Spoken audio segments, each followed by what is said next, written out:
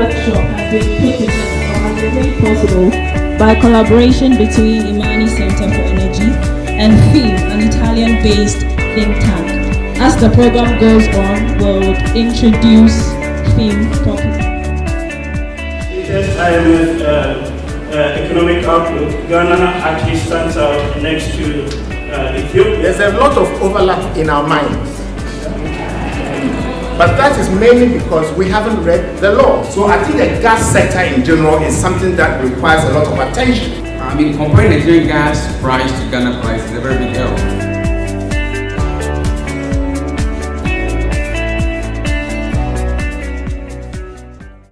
My name is Barbara Ando, also affectionately known as Maniesi, and I'm your MC for today. I work for the Center for the Study of Energy and Natural Resources at IMANI. This maiden workshop has been put together or has been made possible by collaboration between IMANI Center for Energy and FEEM, an Italian-based think tank. As the program goes on, we'll introduce FEEM properly. Before we start anything, I'd like to take our minds back to a quote, a very popular quote from 2007. And it says, "With oil as a shot in the arm, we are going to fly." About 10 years plus of oil production later and over 200 million barrels of oil produced later, I think it's useful for us to reflect and go back and think on these things, whether indeed as a country we are flying.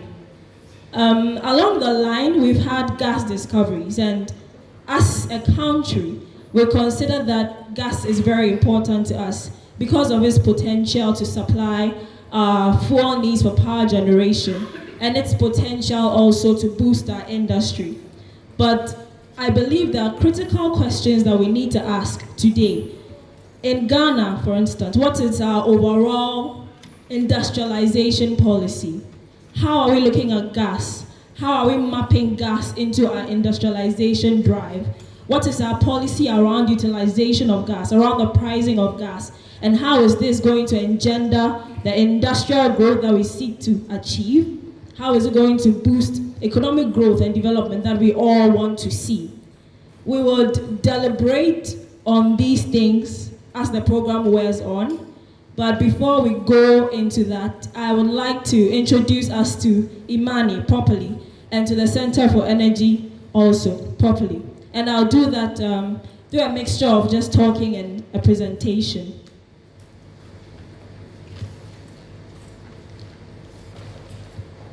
So IMANI is a multidisciplinary think tank, and basically we provide comprehensive policy analysis and we undertake strategic advocacy. This is to make sure we are providing policy solutions that ensure socioeconomic development.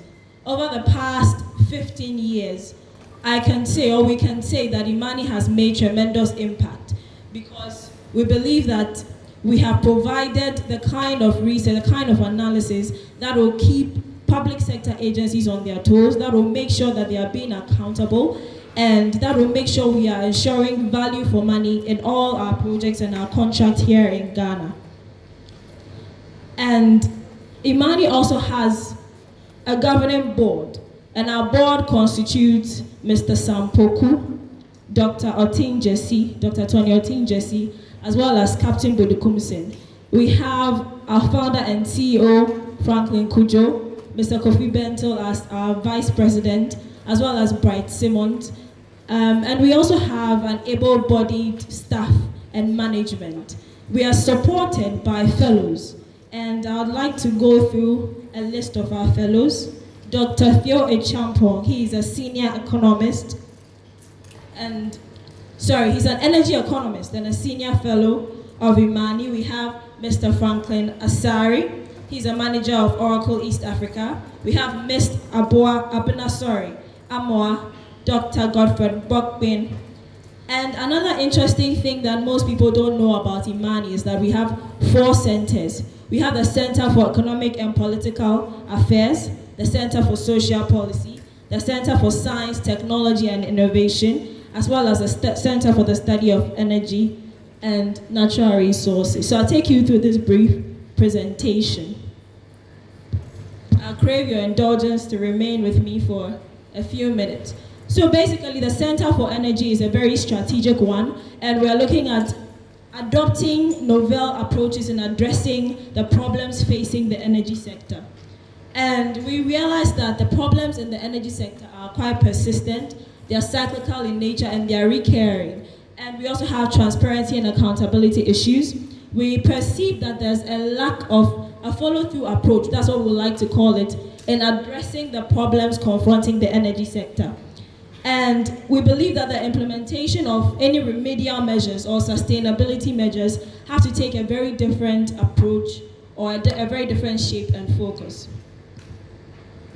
Our main approach as a center is hinged on these three things. First of all, a thorough diagnosis of the sector's problems, developing innovative ideas to solve the problems, and consistently tracking the application of these measures or innovative ideas. That's monitoring and evaluation. And the main focus areas for the Center for Energy is power sector, oil and gas, as well as renewable energy. We have our key objectives, which include providing evidence-backed remedies and innovative solutions, informing and influencing government energy policy, facilitating crucial and meaningful discourse, and empowering citizens especially to demand accountability from our energy sector agencies.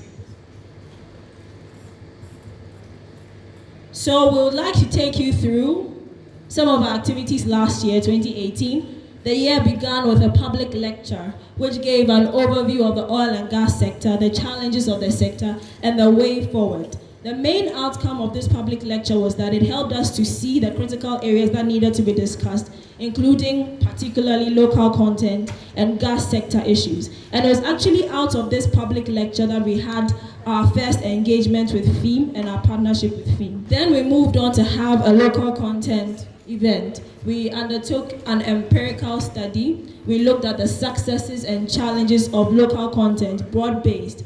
And then we looked particularly at the oil and gas sector.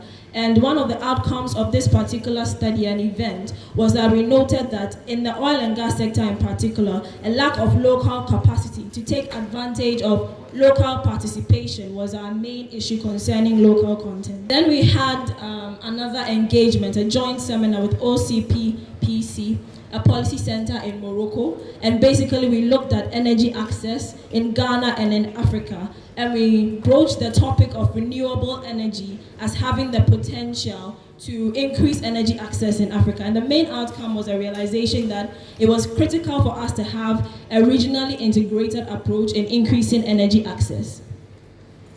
Our key projects for 2019, and here's where I'd like us to, have a big focus.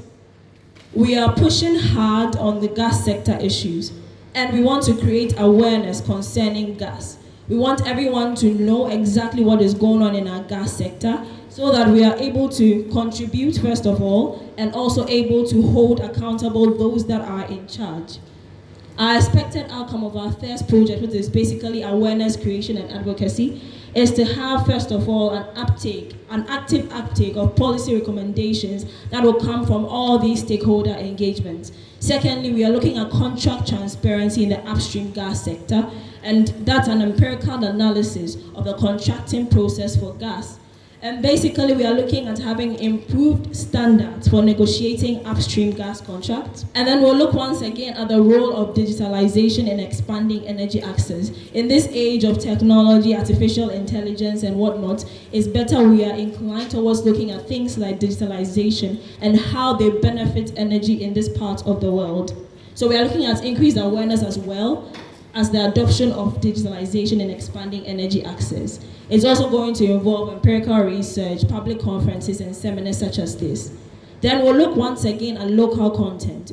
We'll look at our results from our last local content engagement. We'll have follow-on activities and make sure that all the recommendations, all the strategies, and the new ideas we are putting out are actually being implemented. The expected outcome is, of course, an improved implementation of local content policy. And as well, we'll continue with our stakeholder engagement. Our final project for the year is an energy sector performance index. Basically, we'll evaluate the performance of all energy sector regulatory agencies along the value chain in the delivery of their mandate. And the expected outcome is an improved performance of agencies and greater accountability. We'll develop an index and we'll have an assessment of the performance, and then we'll have an award ceremony. Our main goal for this year is to build partnerships for the next frontier of energy research. And we believe that as IMANI, we have a very unique value proposition, which is policy analysis, which is the ability to engender and sustain dialogue, very necessary dialogue among government, citizens, and the private sector. We also are able to influence improvements in policy and the regulatory environment, which energy businesses can benefit from.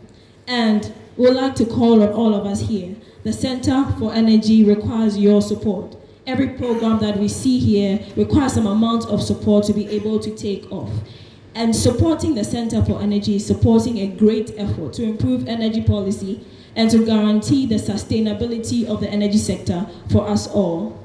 Thank you very much for listening to this brief presentation. I hope you've been enlightened about what IMANI does and what our expectations are of you. If you would like to come to us, or if you'd like to know more, there's a slide with contact. You can contact Mr. Franklin Kujo, Dr. Theophilus Acheampong, Patrick Stevenson, or you can come to myself. And we ourselves will be coming to you directly as well to have discussions with you about how we can forge strategic partnerships. Thank you very much for listening to that. Now I can wear my moderator hat again. At this point, we'd like to invite Mr. Kofi Bento to deliver his welcome address. With a round of applause, please. Good morning, ladies and gentlemen.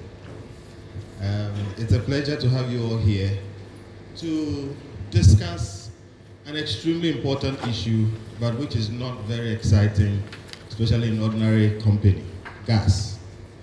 And even with gas, we are actually discussing natural gas specifically.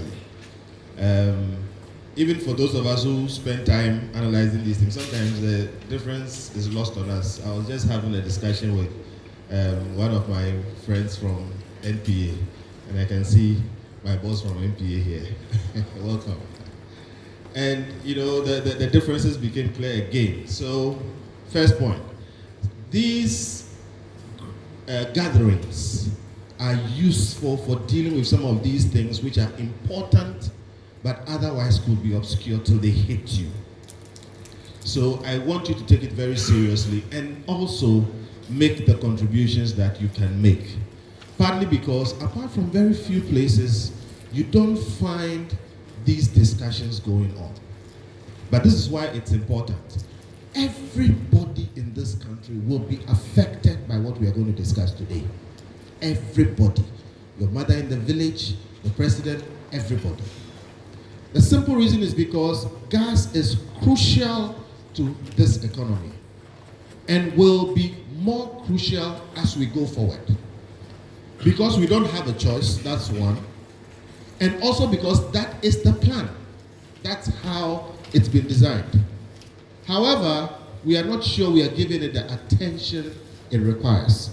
In 2009, IMANI authored a document, and I always take the opportunity to highlight that document. It was published, I think, to 2010.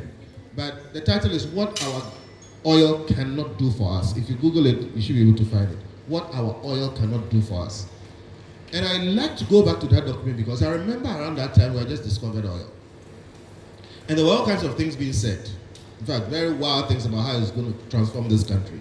And as usual, we had the unenviable task of bursting everybody's bubble and saying that oil is not going to be that transformative. People were talking about how much work it's going to generate, and I remember making the point once that the FPSO would take only about 200 people. And for a number of years, those are the new jobs that will be added. Of the 200 people, 90% are highly skilled, highly technical. and I doubt if there will be any Ghanaians involved. People don't like it when you say so. I remember there was a newspaper banner headline in Graphic about the minister saying oil was going to give every Ghanaian 14 cedis or so, something like that. And we had the unenviable task of going up on air and saying that no, we're going to make just about 500 million in our oil every year, based on our calculations. Well, the first year we made just about that. Point is that we need to think through these things in order not to be all over the place when it comes to our petrol industry, our hydrocarbon industry generally, because it has very serious consequences for us. I'm just going to read a few, just one extract from that publication. And that section said, gas is our great hope.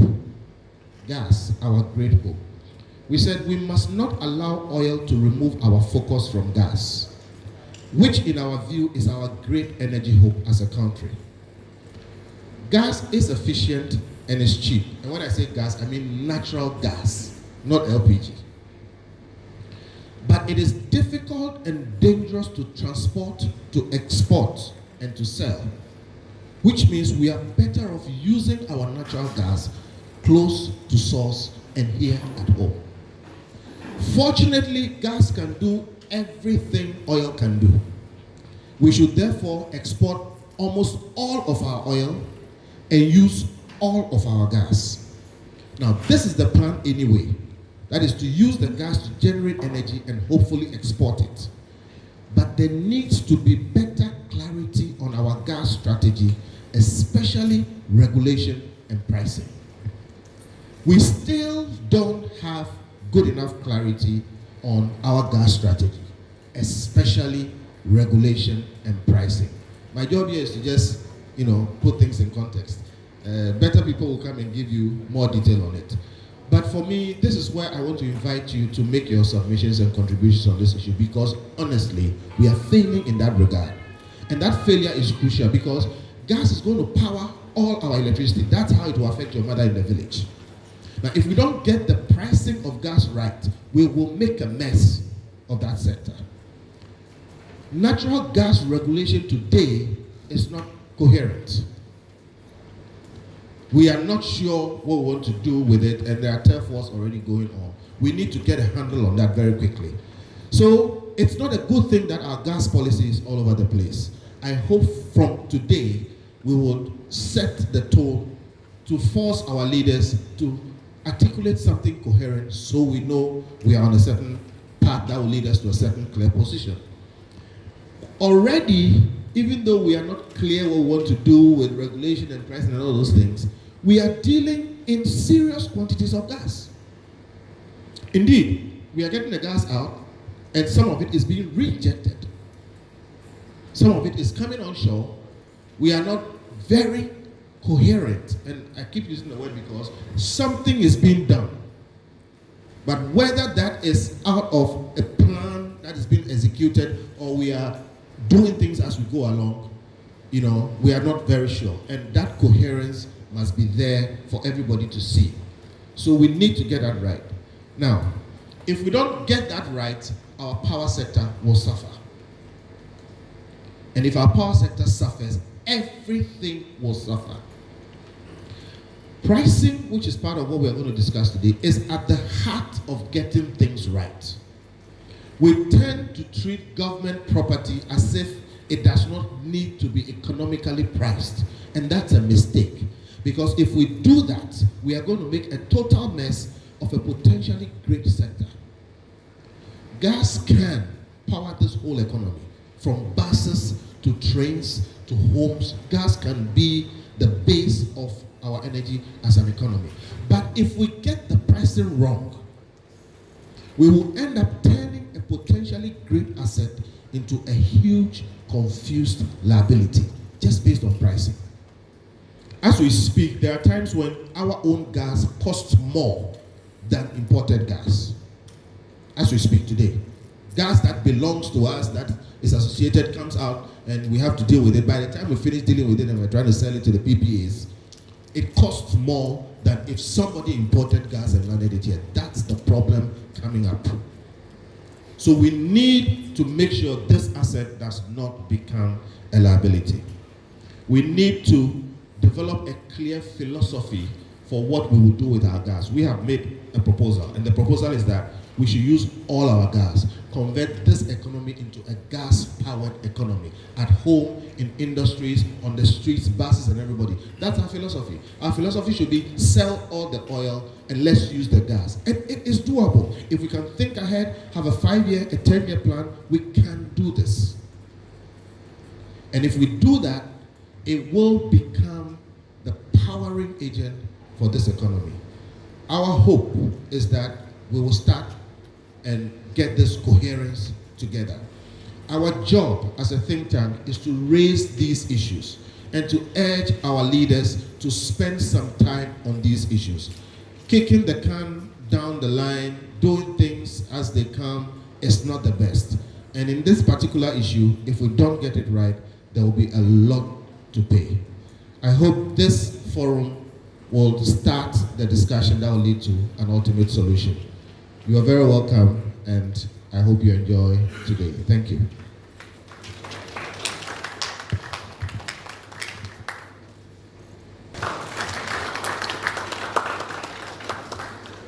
I think I have a very personal interest, especially in channeling gas towards our power generation. As Mr. Bento said, we should use all our gas within the country rather than thinking of exports or anything. But I'm wondering, when it comes to the issue of debt, when it comes to the issue of the efficiency of our power sector, are we able to indeed pay for our own gas? I'd like that to be on our minds. As I call Mr. Filippo Tessari from FEEM to make his opening remarks. Mr. Tessari is the delegate for the operative coordination of research activities. He collaborates with the project office and communication area of FEEM for the coordination of institutional activities. He manages the operations for ENI Award project and is responsible for FEEM's consultancy activities in Africa. In short, Mr. Filippo is a very big man. Shall we, with a round of applause, welcome him? I'm just a man working like all of us, and I don't want to waste the time this morning because first of all we got in the point, and we have a lot of things to say, and we hope we have a lot of time for discussion. That's the point for this morning. Just let me briefly say what is FEEM and why we are here, because probably, I'm sure you don't know us. FEEM is a research center, a think tank. We have been founded 30 years ago in 1989, and our mission since the first day was to deliver research of frontiers, trying to find disruptive ideas, try to push on policymakers, on scientific community, on what is the new frontiers of research and science. When we have been founded, no one was speaking about climate change. So we started with climate change. It was not in the agenda of any people, any researcher, any policymaker. So we started to say there is something linked with human activity and climate change. We have to define it, we have to model it, we have to quantify it. And we started. And in 10 years, we developed very strong theoretical models, econometrical models to quantify climate change adaptation, climate change mitigation, and then we went to IPCC and we drafted the report at the UN first conference. So from there, the story of climate change started, and we were very proud of it. In 30 years, we developed many different research streams, and we got a very strong reputation in scientific community. Then what happened? A few years ago, we started to say, okay, climate change is not a new thing. Everyone knows about it. Everyone is on everyone's agenda. So we have to go beyond this. We have to rethink our institution. We have to have again an impact. The problem is not to publish on very high-level scientific paper, but is to have outcomes, not outputs. So we redefined everything in FEEM. And we understood that the point now in the society, globally speaking, is to decarbonize energy system, to decarbonize urbanization. to go to the Agenda 2030 or Africa 2063 agenda, we have to change our mindset, we have to change our production, we have to change everything, because the world needs this change. So we did an incredible effort at FEEM. We changed all the research programs, and one of the reasons why now we are here is that one of the most important topics in our research and in our effort is Africa. Because we understood finally that the African continent is the future of Europe, is the future of global governance. We need new paradigms to understand what is moving on. And we also have to give a different perspective in Italy and in Europe about African continent. What happens? Happens that we started to work with scientific stakeholders in Africa, especially in sub-Saharan countries. We started to do collaborative research. We started to change the paradigm of, we can call, the old vision was the capacity building. So the old vision was we have very sophisticated tools. We know the things, we have good universities, so we just go in Africa with, like magician, with our tools. We work for 2 weeks, 3 weeks, 6 months, we go back and everything is done. This didn't work, you know better than me. So we changed the paradigm. Now we want to address a different way to collaborate. We think that is a peer collaboration. So we have maybe some sophisticated tools, but you have the vision of what's going on in your country, in your town. You are boots on the ground, you know the problems. You maybe know the solution, so we have to have a peer collaboration. And then we started this new vision with this program that is called Africa RAP, where RAP it's not that RAP, but it's Research Empowerment and Partnership. So maybe someone of you were present in March 2018. We started at the University of Ghana with a scientific workshop to collaborate with our stakeholders. We just put the basis, the fundamental for the next year's collaboration. Then on the way we found IMANI, and we found that IMANI is very close to us, it's very close to our vision, because it's not just research for research, but it's research for impact in the real world. So we started a few months ago, and thank you also to Franklin and Theo and all the IMANI staff for the great work we did in the past months. On 25th December included, because I remember the last emails, it was Christmas, and it was, Merry Christmas, Happy New Year, but remember this, do that, so we never stop. And thank you to all of you for coming and to see what's the result of this first step. It's just the first step. I think the second step will be the discussion we'll have this morning, but we have further projects we want to develop. We want to develop with the Ghanaian institution, governmental institution, scientific institution. We really believe we can work together for a better future, for a common future, because the future of Ghana is the future of Africa. The future of Africa is the future of Europe and of all of us. So thank you very much, and have a good, fruitful morning. Thanks. Presence of a few people in our midst. First of all, we'd like to acknowledge the presence of Honorable Hassan Tampuli, the Chief Executive Officer for the National Petroleum Authority. Shall we give him a round of applause, please? Also, we have representatives from PIAC, from Cosmos Energy, from VRA, from the Ministry of Justice, from Ghana Gas, from ENI, from Petroleum Commission, from the WAPCO, from GridCo, from GNPC, from ASEP, from the Ministry of Energy, from UNICEF, from Parliament, and then from the Ministry of Trade and Industry. As time goes on, we will mention names and do the due acknowledgement. But before we go into that, we would like to invite Dr. Theophilus Acheampong and Dr. Manfred Hafner to deliver the most important presentation for today.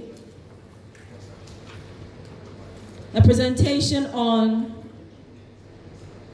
a research project that has been conducted on gas price formation in Ghana. Dr. Theo is a senior fellow with IMANI, and he's an energy economist. And I believe that Dr. Manfred is a senior fellow with FEEM, and they'll give the due introduction. Shall we give them a round of applause, please?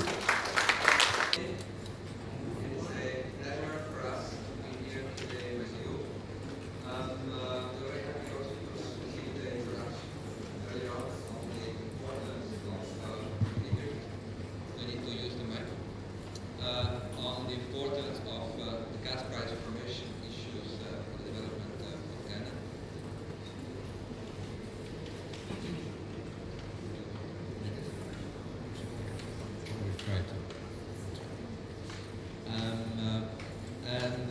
This is research which has been performed jointly by FEEM, by Theo Acheampong and myself. Theo,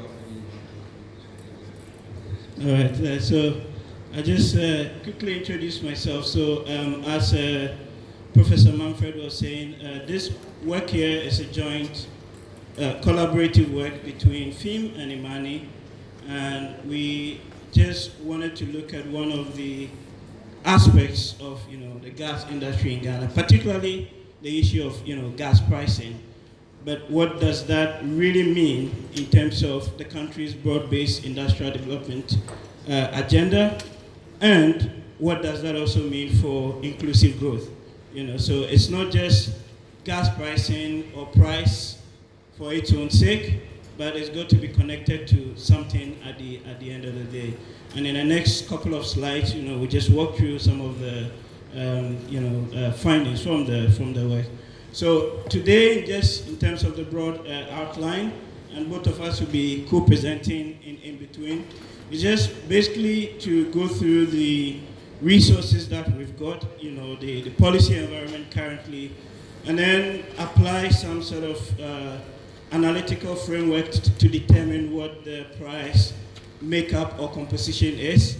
I would speak broadly a little bit on the whole political economy around natural gas pricing in Ghana, show you some of the results that we got using the pricing framework or approach, and then talk more broadly about some of the levies and charges, the recurrent debt or non-payment issues in the sector, what that means for the long-term viability of the gas industry in Ghana, and then just summarize with a few policy recommendations and conclusions. Can you all hear us from the back, please? All good? Brilliant. So, you keep asking yourself, why is this important, in the first place? We know for certain that Ghana has come off a short period where there has been sluggish growth.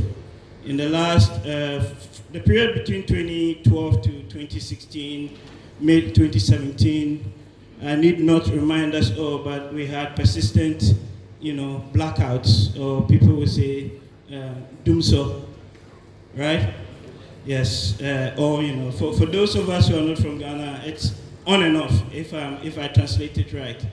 So we had doomso over the period from 2016 to early 2017, and that's part because of the lack of power in the sector, and that actually drove had a significant impact on economic growth in the country. So you can see on my bottom left-hand chart here the growth trajectory between the period in question.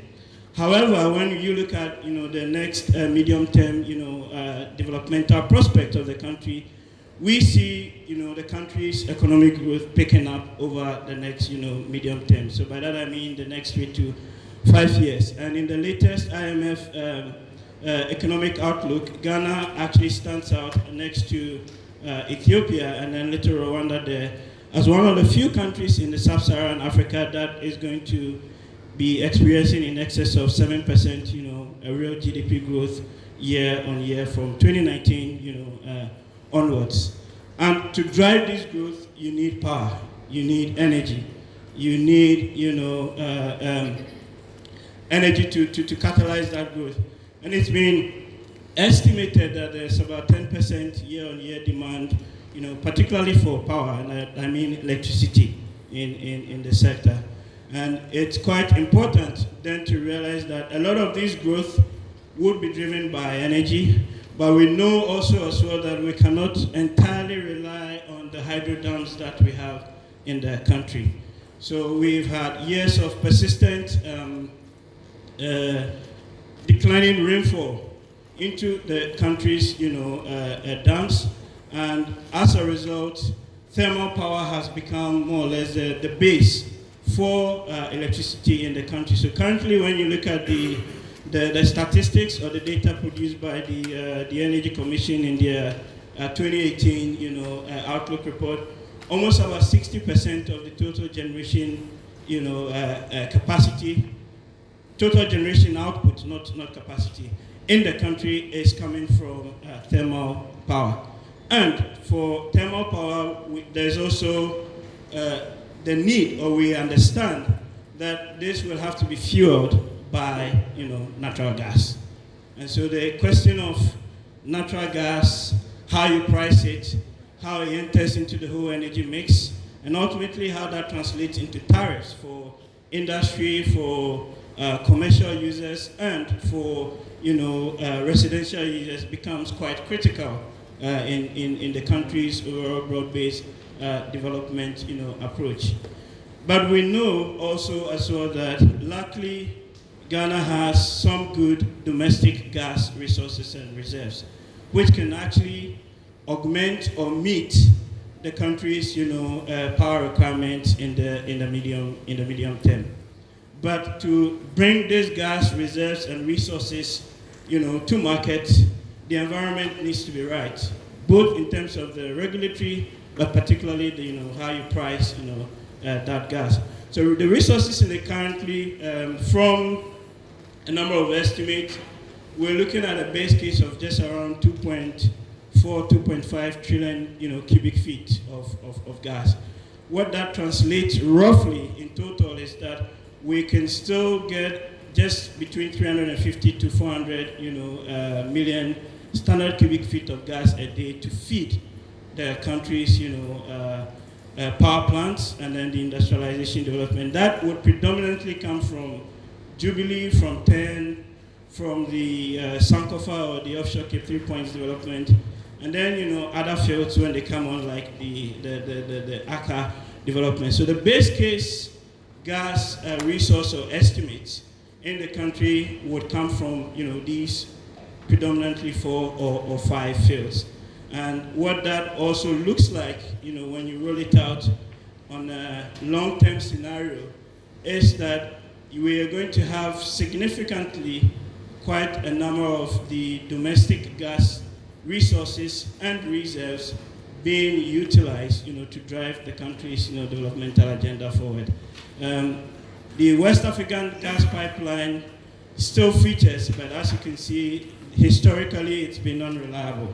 And in the absence of more supply flows coming in, we do not think that would play a significant role in the country's, domestic gas agenda, going forward. But you also may have to then supplement, from the late 2020s onwards with additional LNG, imports. That is in the absence of making other discoveries or declining or depleting the current reserves that that we have. But the point here to note is that the discovery of gas has fundamentally changed Ghana's fuel supply dynamics, and there would be enough domestic gas to meet the power demands, in the country and the economy. The key question then becomes, how do you price this gas? And how does that then become competitive for industry and ultimately create jobs and sustainability? I just put this little one here again to show that in the quest to bring these domestic gas resources online, a number of activities have taken place, in Ghana's offshore basins. And most of the gas fields and the discoveries are in the Western Basin. In 10 years ago, there was very little infrastructure in this place to evacuate the gas. But then Jubilee came on. We've got a pipeline that brings the gas to Atuabo, and then currently we've got the ENI development as well that brings gas to the offshore receiving facility, I think at Sanzule. Please correct me if I get the name wrong. At Sanzule. But there has been a renewed focus, in revamping the country's exploration activities. And that's been driven in part by the fact that, yes, we know that the maritime border with Côte d'Ivoire on the western front has been delimited now. And we've seen the launch of the country's first competitive offshore oil and gas licensing around sometime October next year. And the award is expected to be made by the end, I believe, the last quarter of this year. This would all go, if we get more resources through the provision of different, fiscal, non-fiscal incentives to ensure that this domestic gas resources that we have, we can actually increase the size of the resources and the reserves and use that, to feed the demand for power. How does the industry itself, look like, or how is this organized? I actually stole this slide from Ghana National Gas. I think it's quite a good one in explaining how the architecture of the industry is set up. So at the very end, which is the upstream side, yes, you have the domestic gas resources. We've got some bit of imports from the West African gas pipeline and LNG. It goes through a series of pipelines. You process it, you transmit it, and then ultimately it goes to the demand centers, in the country. And every stage of this activity layout here comes with a cost component. And in the next few slides, we actually would see how you can work out the price from the gas itself at the wellhead, ultimately to the final user or the final consumer. And secondly, from the supply end to the distribution end, you also kind of look out spatially. This is how the infrastructure plan is being proposed to look like. So a lot of the gas infrastructure in terms of the processing, yes, we know, and it's located in the Western Enclave, and there are proposals to build a pipeline that takes some of the gas up north into Kumasi and other places, and then going eastwards to the industrial or the demand center in Takoradi. There's a pipeline that links, the West African gas pipeline that links Tema to Takoradi, but I know there are proposals or discussions in place, to do the reverse flow. But in addition to that, also negotiate what the tariff, for transmitting or pushing gas from Takoradi to Tema would be like. So the main facilities are in the west. We've got a major demand center in the east, in Accra and Tema. And the question is, how do you bring gas from the west to the facilities in Tema and then further in Kumasi? And how does that ultimately translate into the price that you pay for gas? So at this point, having kind of set the framework, I will just stop briefly and then invite Manfred to now walk us through what the underpinnings when it comes to pricing, and then I'll come back later. Thank you, Theo. So the way we have decided to divide up the presentation is Theo presenting the Ghanaian local content, and I'm trying to give you a more international perspective as well. Hello? I have to find the right angle here. So I said that Theo gives the more local Ghanaian perspective, and I try to contribute with a more international perspective as well.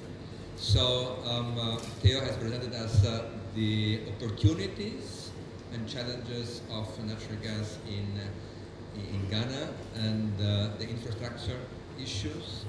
And obviously, as it has been said, natural gas can be and should be and must be a tremendous, a very important contributor to socio-economic development in Ghana.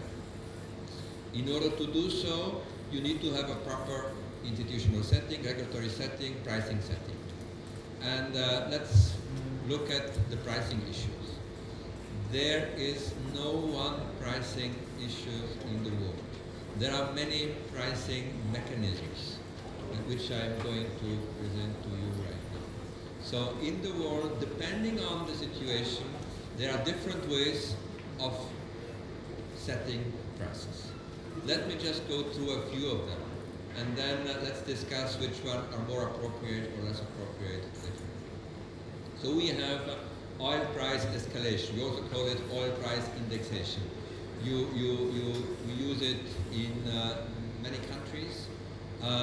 We use it when we are not comfortable with the second one, which is called gas on gas competition. Gas on gas competition means the market forms the prices.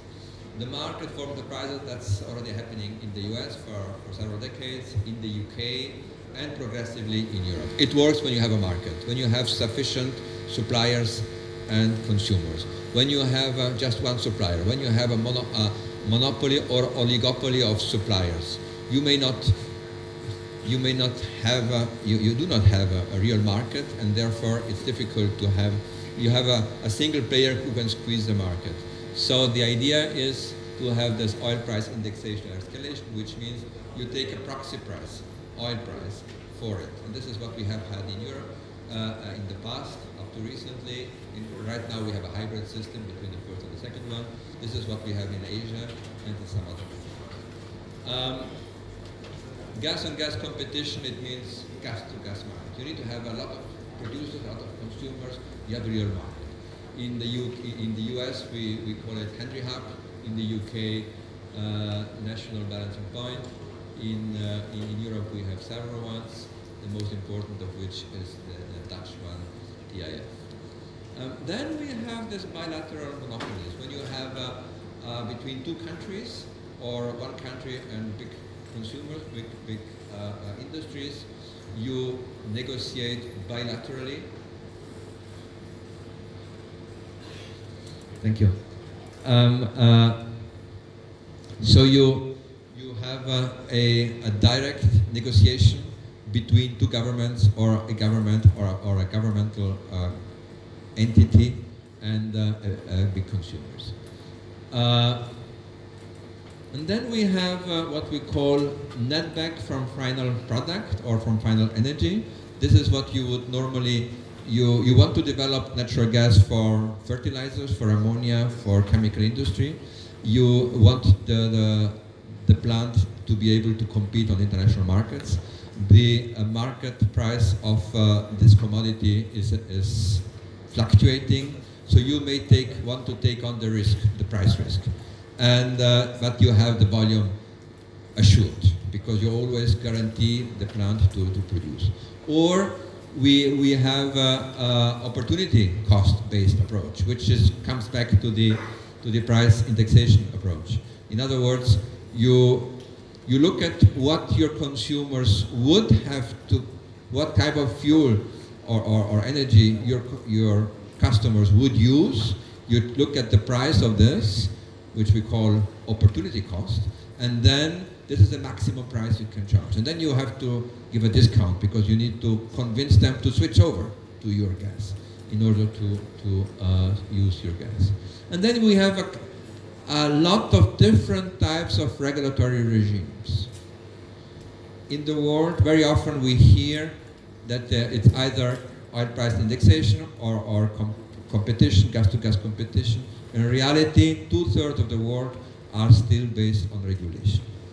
And this is mainly in the developing world. And there are different types of regulation. There's cost of service, which means cost plus. You add all your costs, you add a profit, and then you try to sell it at that price. The good thing is that you are sure that nobody is making losses. The bad thing is you may outprice your product. There might not be a market for that. And the other thing is you need a regulator or a ministry who sets these prices, and there is an asymmetry of information. The industry knows what's going on, but they don't.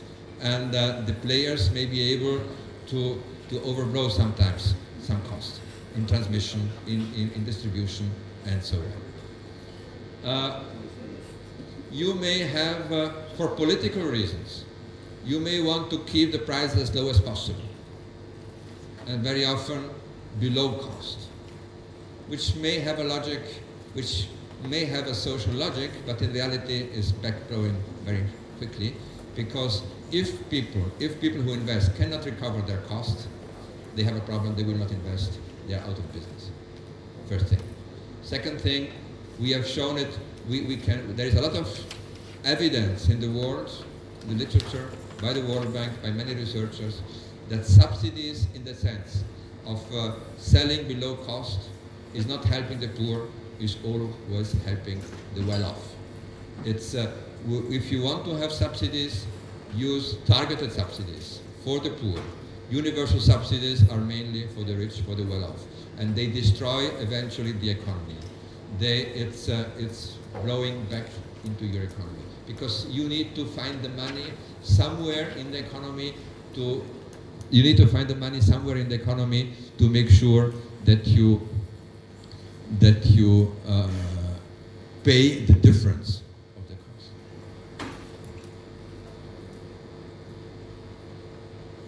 So here we can see all this what we call internal factors, which are cost plus, all the cost elements you can add, and then you have the external factors, which is the price of the competitive fuels.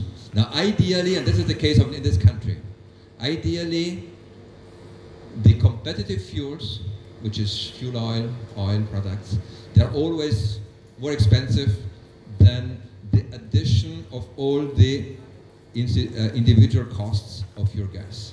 So when you are in this situation, if you are not in this situation, if adding up all your costs, you are below the cost of opportunity cost of your competitive fuels, you're out of business, you shouldn't go ahead. But in this country, we are lucky, and in many other countries, natural gas has a market.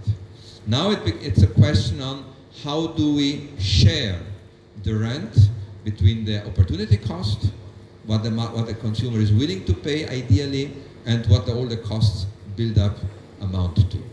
And we will come back to that later on. We can also see that worldwide there are very different prices for natural gas.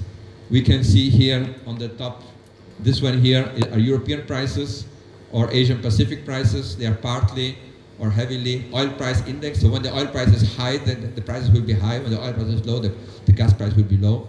We have in red here US or North American prices, which is gas-to-gas competition. In the US, you know, 2008, 2009, we had a shale gas revolution, a lot of natural gas coming into the market, domestic natural gas. It couldn't be exported, so there was an oversupply of natural gas. The prices collapsed. So this you can see here, very low prices. And then we have regulated prices, which are fixed, which are regulated, which are not dependent on any market dynamics. We can see here different parts of the world, different pricing regimes, all these different pricing regimes, which I have explained earlier on, they are here. So if we just take, for instance, Asia, it's mainly oil price indexation. If we take North America, it's fully gas-to-gas competition. If we take Africa, we see we have a very diversity of approaches. We can see them here again. 56% are regulation below cost. It's not the case of Ghana, but it's the case of many countries in Africa, which is really what you should not aim for. In Ghana, we have a mixture, as we understand, between bilateral monopoly and regulation cost of service. And we will come back to this. And now I give the floor back to my friend Theo, and then I will come back to some very final conclusions. Okay, thank you, Manfred.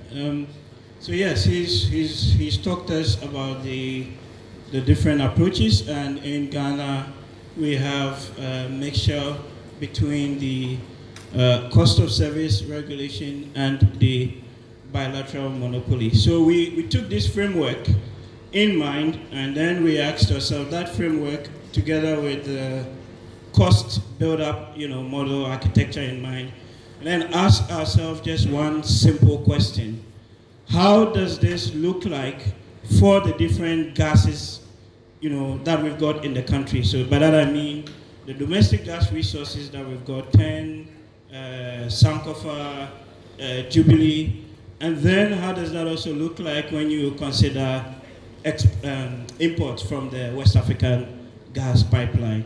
Just to understand what the constituent components are, but also the relation between what the market opportunity cost of that is relative to what the actual cost build-up would be. So on this chart here, you can actually see the cost categorization or the cost makeup of the different gas, domestic and imported gas in the country. And the constituent makeup would be at the very bottom. You would have the commodity charge, or the wellhead purchase price of the gas, and then there are a couple of regulatory levies that are added on top of that. So and charges. So I mean the gathering charge, which is your the light gray color in there. There's a processing charge, there's a transportation charge, a couple of regulatory levies, and then minor shipping and aggregation levies in total. And the data for this actually comes from the Energy Commission and then the PURC itself, and then of course the analysis is from our thinking of the issues in terms of what the cost component is. But you can see clearly from here that in terms of the cost build up, when you add it all together, the associated gas that we've got in the country, Jubilee 10, are relatively the lowest that we can get in the country, and it's associated. So in fact, it's free, and for Jubilee, I believe the first 200 billion cubic feet is actually free gas that comes into the country. And then when you look at the other non-associated gas and the imports, so OCTP and then the West African import from the West African gas pipeline, because for OCTP it's a non-associated gas development, and you have to look at it on that basis and on that integrated manner, the actual cost is slightly more higher than the associated gas. And similarly for West African gas pipeline coming in, you are pricing it on the basis of gas coming in from Nigeria, 700 kilometers into Ghana. But the other point to really note here is that when you work out the weighted average cost of all these gas streams in the country, you're looking at about $6.5 for every million British thermal units, BTU. And then when you look at how much is actually being sold for, that is translating roughly to about $8.5 for every million BTU. So OCTP, Sankofa, and the West African gas pipeline gas are pretty much being sold at a cost basis without any markup on it. But then when we look at the Jubilee and then 10, you can clearly see, and I'll show you in another slide, that there's quite a significant markup between the cost basis or the cost plus basis when you add all the tariffs and the sales price of the gas. And this has quite a number of implications, which I will talk about in the next few slides. But one of which really is, how that ultimately impacts the tariffs that we pay, for electricity.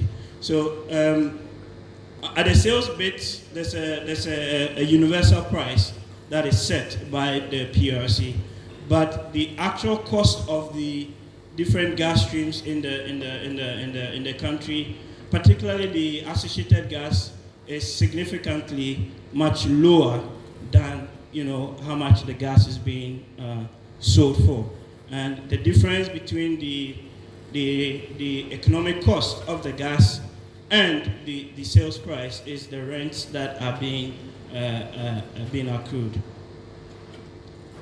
And I want to take you one step back because there's been questions around the Sankofa gas, and those of us who are working in this industry, when you go online, you do a bit of search, there's been a lot of discussion and hue and cry about, the Sankofa gas being more expensive, and I just made a point that it's part non-associated gas, which reflects in the cost, in the relatively, higher cost of that vis-a-vis Jubilee. But then when you actually look at the sales of that, it's competitive to gas coming in from the West African gas pipeline. But let's look at that in a little bit more detail, to understand why we have, that cost structure or cost makeup. So on this other slide here, on the chart on your left, you can see, and this is based on a World Bank study on the original $9.8 for every million standard cubic feet, million British thermal units. Sorry, I'm confusing you. And on the basis of the original price, and I must say that the price has now been renegotiated from 9.8 to 7.89. But on the basis of that original price, when you actually work it out, you will see that a significant component of that price is actually coming by way of GMPC's equity entitlement, and then other income tax and royalties that are added onto the cost. And when we strip those ones out from this waterfall chart, so if you strip out the orange bit in there, you actually arrive at a net kind of invoice price for the gas of around $7, for every million British thermal unit. And then further, if you work it through the life cycle of the field on an integrated basis, and you take out, the additional royalties and then the income tax, the net gas price, which is the price that the investors in the field minus GMPC, should or would be, paying at, will translate roughly to $4.855 for every million British, thermal unit. And that is what partly explains what you see in the previous chart as the cost or the price build-up of, the Sankofa gas. But as I noted earlier, it's actually on a similar basis in terms of the sales to West African gas, pipeline. However, for Jubilee 10 and both associated and non-associated, there's a significant, margin of rent that is being accrued, to the state. And we were asking ourselves the question, what would it actually mean if, for example, the margins and the rents were brought down by, say, 20%, and then you had that reduction being $1.5 to $2, right, every million BTU. And then you plug that into the electricity tariffs. How does that mean, or what would the impact of that be for the average tariff that consumers pay and the tariff that, industry also pays? And you'll see that in the next few slides. So I want to show you again another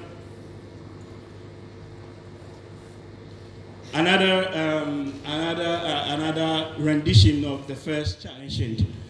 So you can see clearly that for Jubilee 10, because they are associated and part non-associated, although the sales price is fixed, the cost price is much, much lower. So the net, gross sales margins on these different streams For Jubilee, it's roughly just about 3.8, dollars. And then for 10, for the different associated and unassociated, it's between 3.7 and 2.4.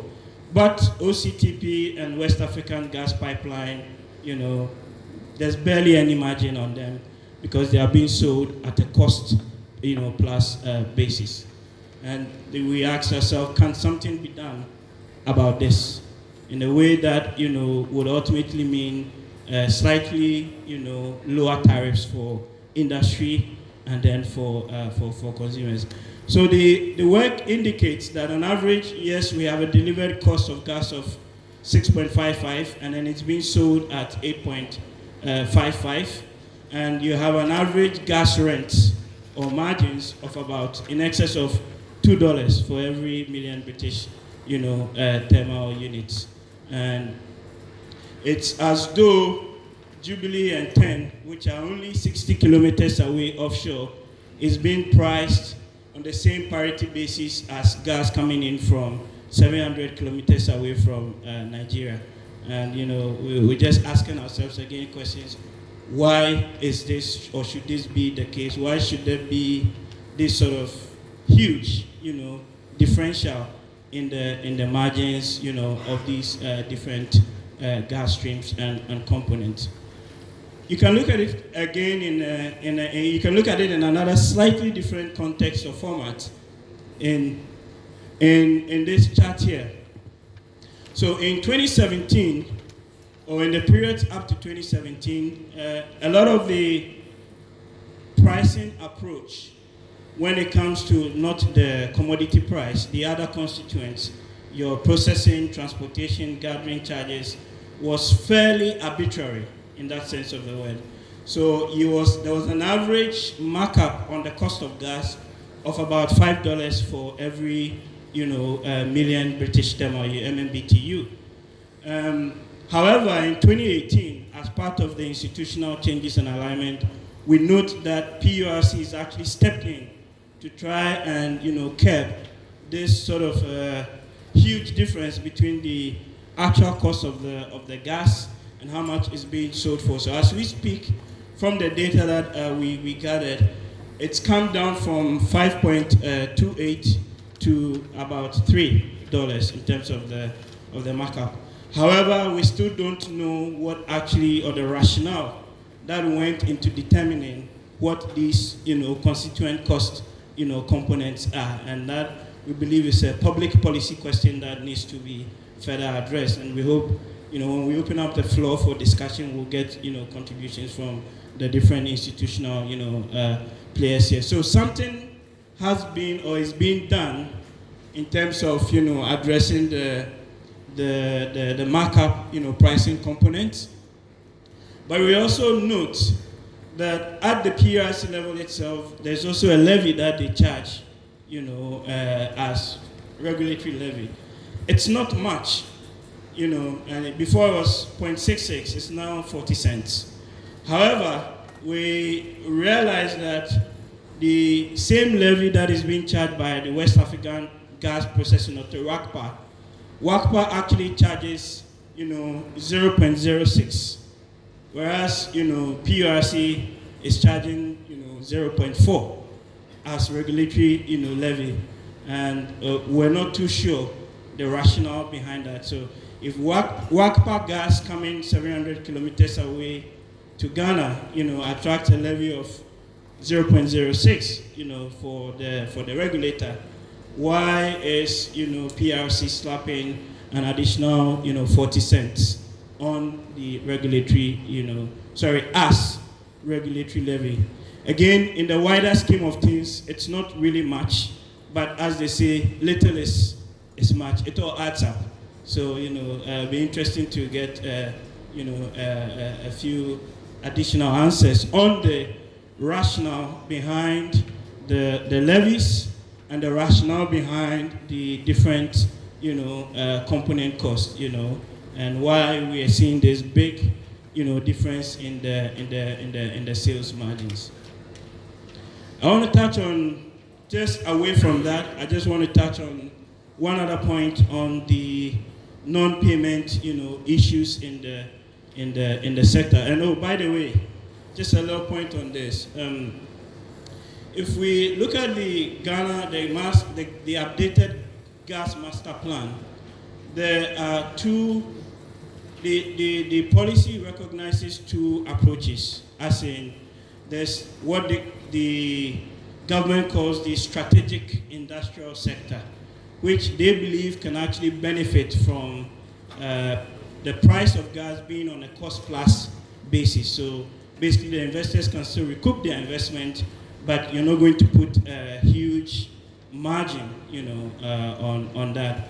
However, in the master plan, it's only the fertilizer industry or fertilizer sector that actually has been categorized as strategic. But we're asking ourselves the question, why fertilizer? When the most obvious need is actually power. And in Nigeria, when you look at the Nigerian gas master plan, they actually have a three-tier approach. So there's the strategic industrial sector, and they have the power sector being a huge component of that industrial sector. And then they talk about other industrial sectors like methanol, ammonia, which should be priced on the basis of the netback. So cost plus whatever the willingness to pay for that gas is. But in the Ghana case, yes, we have strategic only being fertilizer, and then all other industries, including power, have to pay gas on a cost plus with the extra margin on top.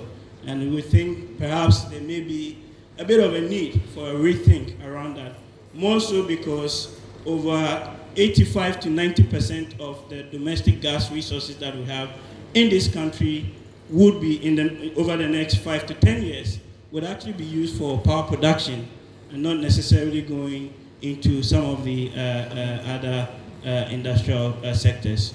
So let me now touch on the non-payment issues, and then we'll summarize our thoughts together and then get some contributions from the floor. So on one breath, you have the IPPs, you have the EMP companies which produce the gas.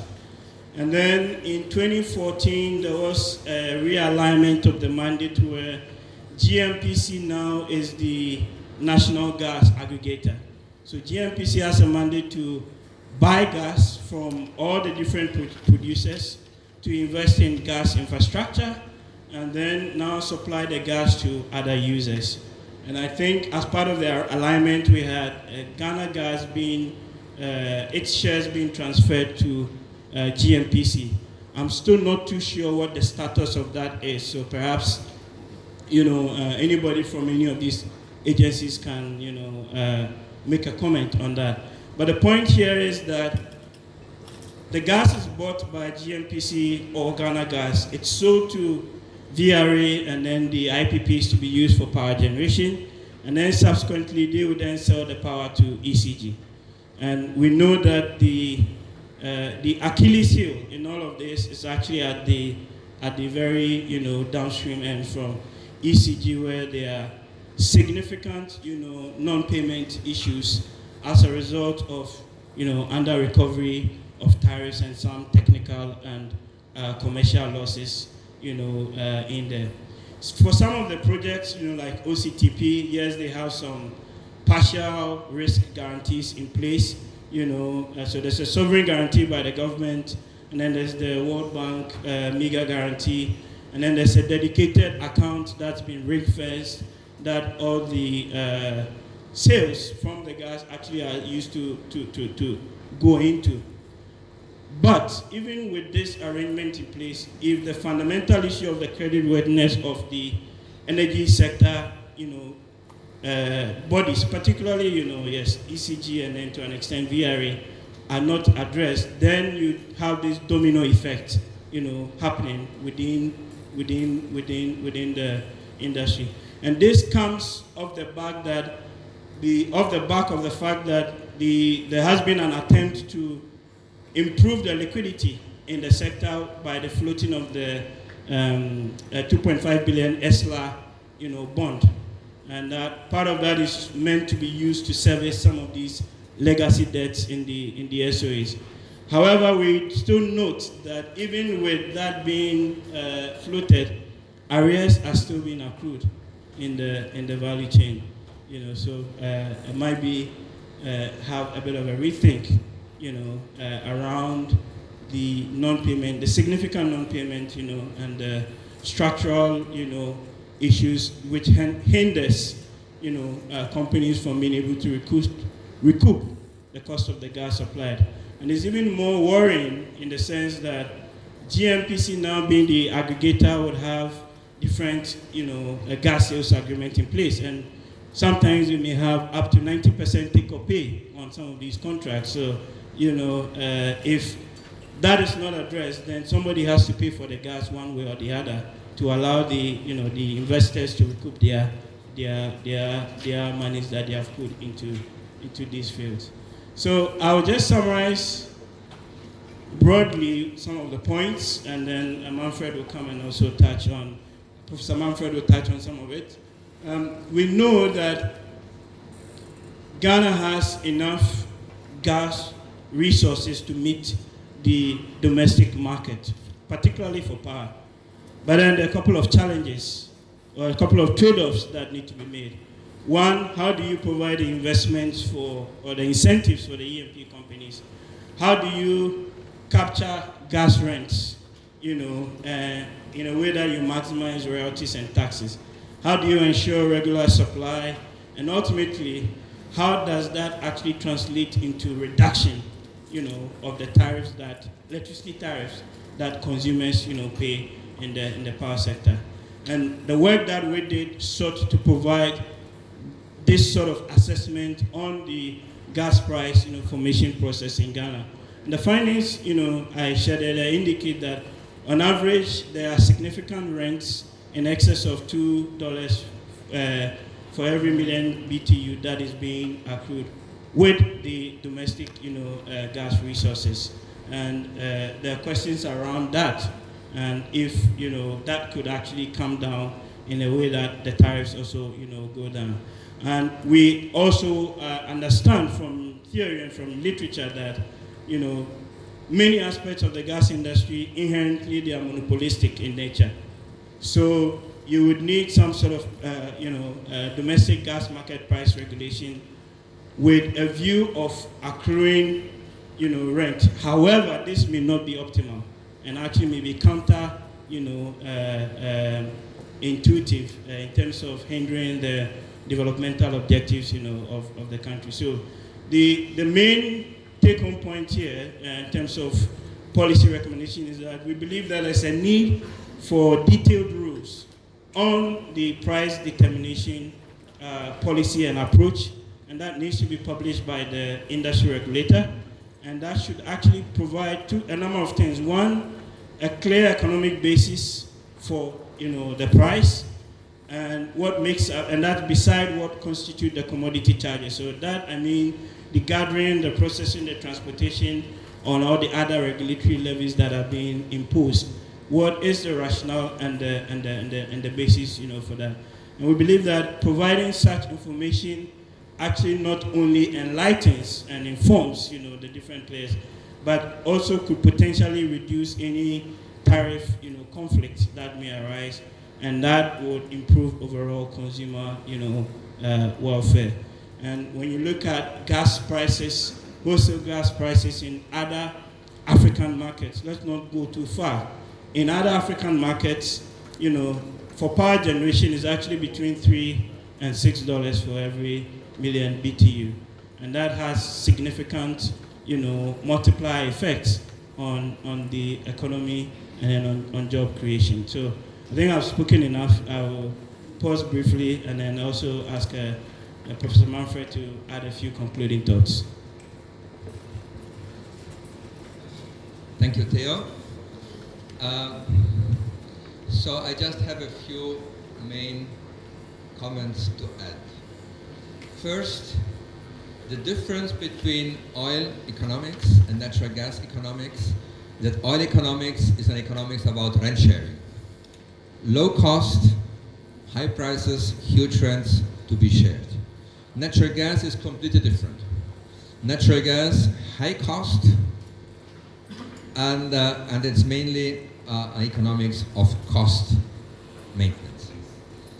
A country which has both oil and gas should always try to maximize domestic use of natural gas in order to export as much oil as possible. Why? Because transportation costs are lower when the gas is used domestically.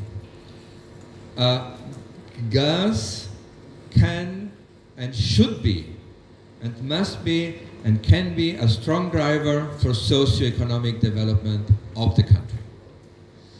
In order to do so, we need to give the right incentives to the investors.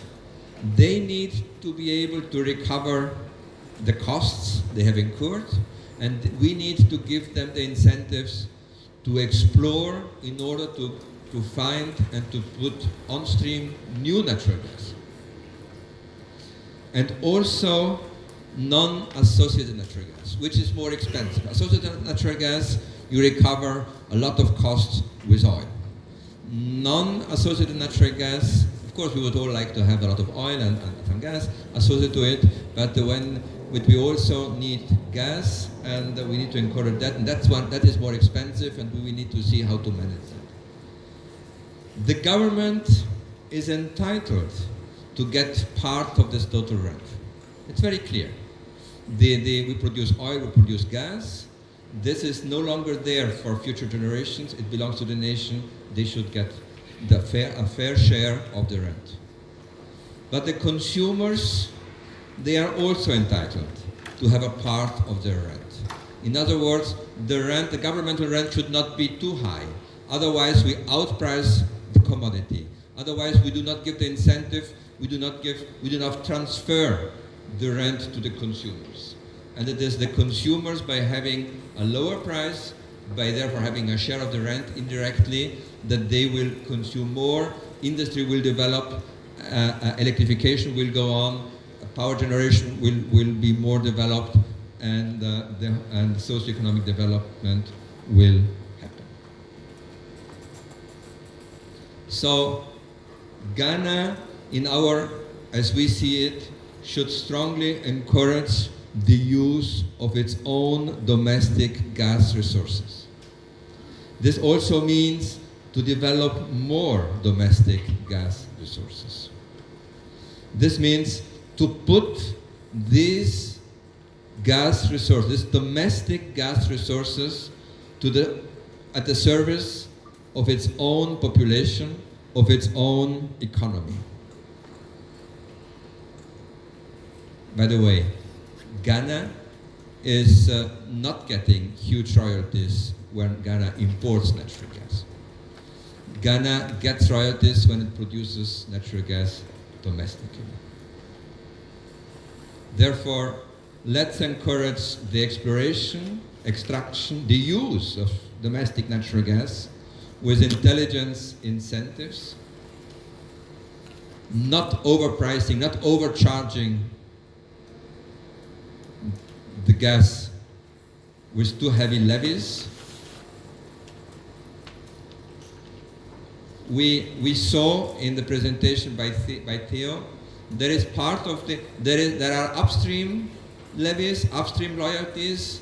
They represent about 50% on the cost, or 1/3 of the total cost. And in addition, there are midstream and downstream levies, the one which Theo tackled, and they amount to $2 per million BTU. It's a lot of money. If this could be transferred, this downstream, additional royalties, levies, in addition to the cost, part of this could be transferred to the consumers by having lower prices. Consumers, the price of electricity will be lower, socio-economic development will take off, people will be convinced and will be encouraged to move back from using their own diesel generators to use again electricity from the network. Thank you very much.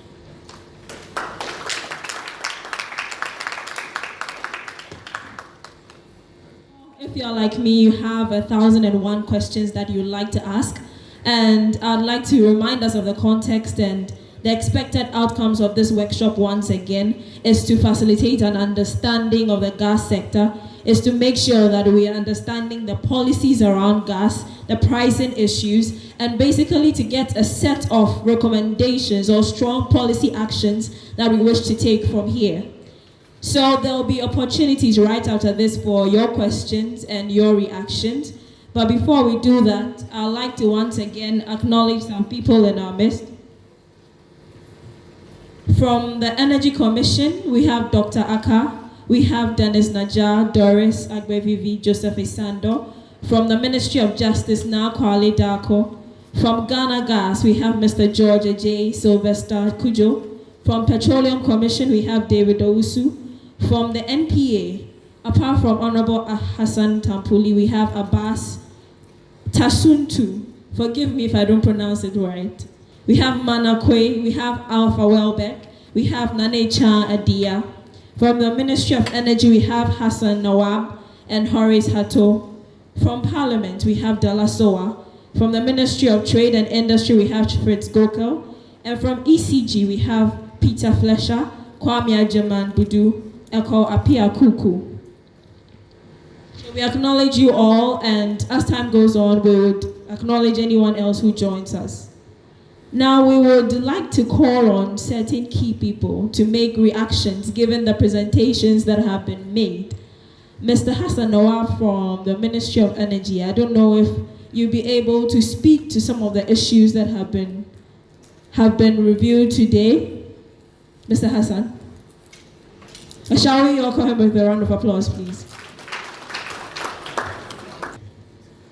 The organizers of this conference and the keynote speaker and the core speakers about this excellent opportunity that they gave to have a discussion on gas pricing policy in Ghana. I have to say that I wasn't informed that I was supposed to make any comments. However, based on the fact that quite an interesting presentation has been made by Theo and Mr. Hafner, I have a few observations on it. And the first observation is that the gas that is produced on the western side of Ghana is not all of it used up in western area.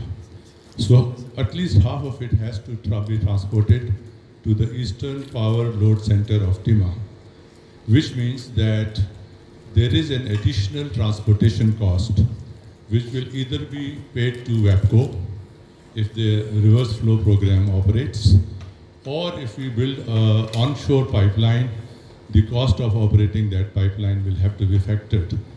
Right at this point of time, the WACPA has agreed to a tariff of $2.1 per MMBTU for transporting gas from Takoradi to Tima.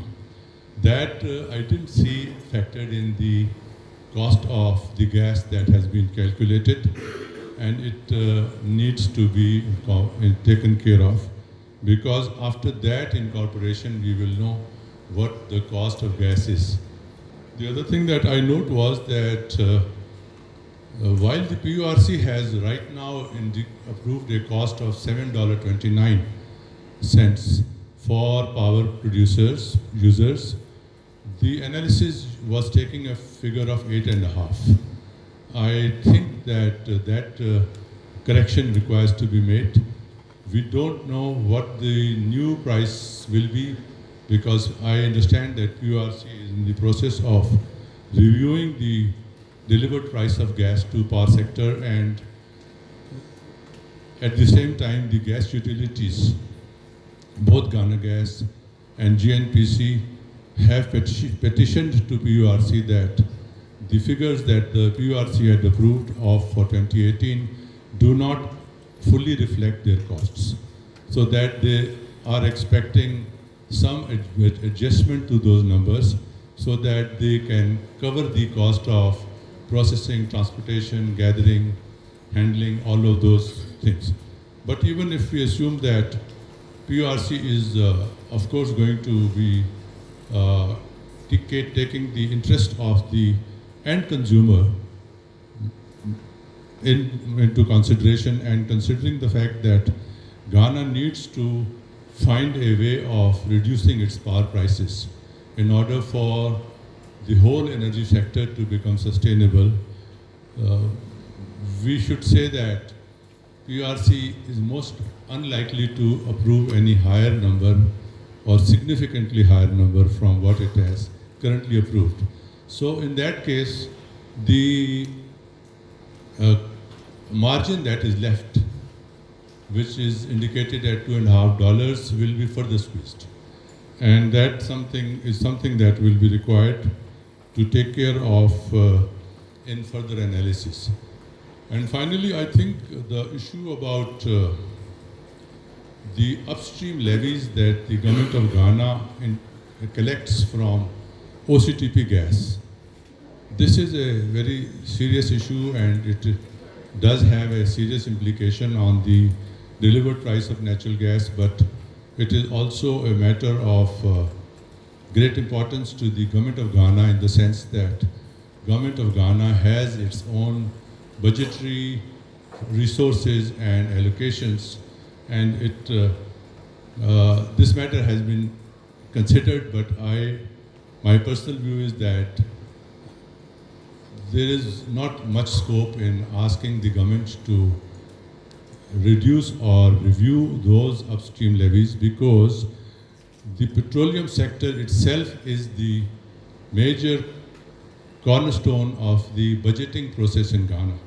Therefore, having that reduction is quite unlikely. And finally, I wanted to say that Ghana is on the threshold of now importing LNG, which hasn't been factored in this analysis, but any policy analysis that is made need to at least look at gas prices for the next 5 years, if not less. And within the next 5 years, LNG is going to be appearing on the market. And LNG contracts, as they are so far, are all oil price driven. The regasification costs and all those costs, when they are associated with the gas, you don't want suddenly to increase the delivered prices of gas at that point of time. What you want to do is to take care of those potential costs that are going to arrive in 2021, 22, and provide for them now. Because otherwise, you will price yourself out of the international LNG market. So these are my few comments and submissions. And my purpose is just to open the issues so that we can have more intelligent and more meaningful discussion in these matters. And I do believe that that the government of Ghana is quite seized of the fact that a working gas pricing policy is an essential piece of the puzzle, and that for this purpose, first of all, there was a gas pricing policy approved by the Energy Commission in 2012, and there was certain recommendations on gas pricing in the gas master plan. And now there is a task force constituted to review the gas pricing policy of 2012 in the light of the current developments as they stand today, with the objective of revising this gas pricing policy so that the energy sector generally and gas sector particularly remains on a financially sustainable basis. Thank you very much.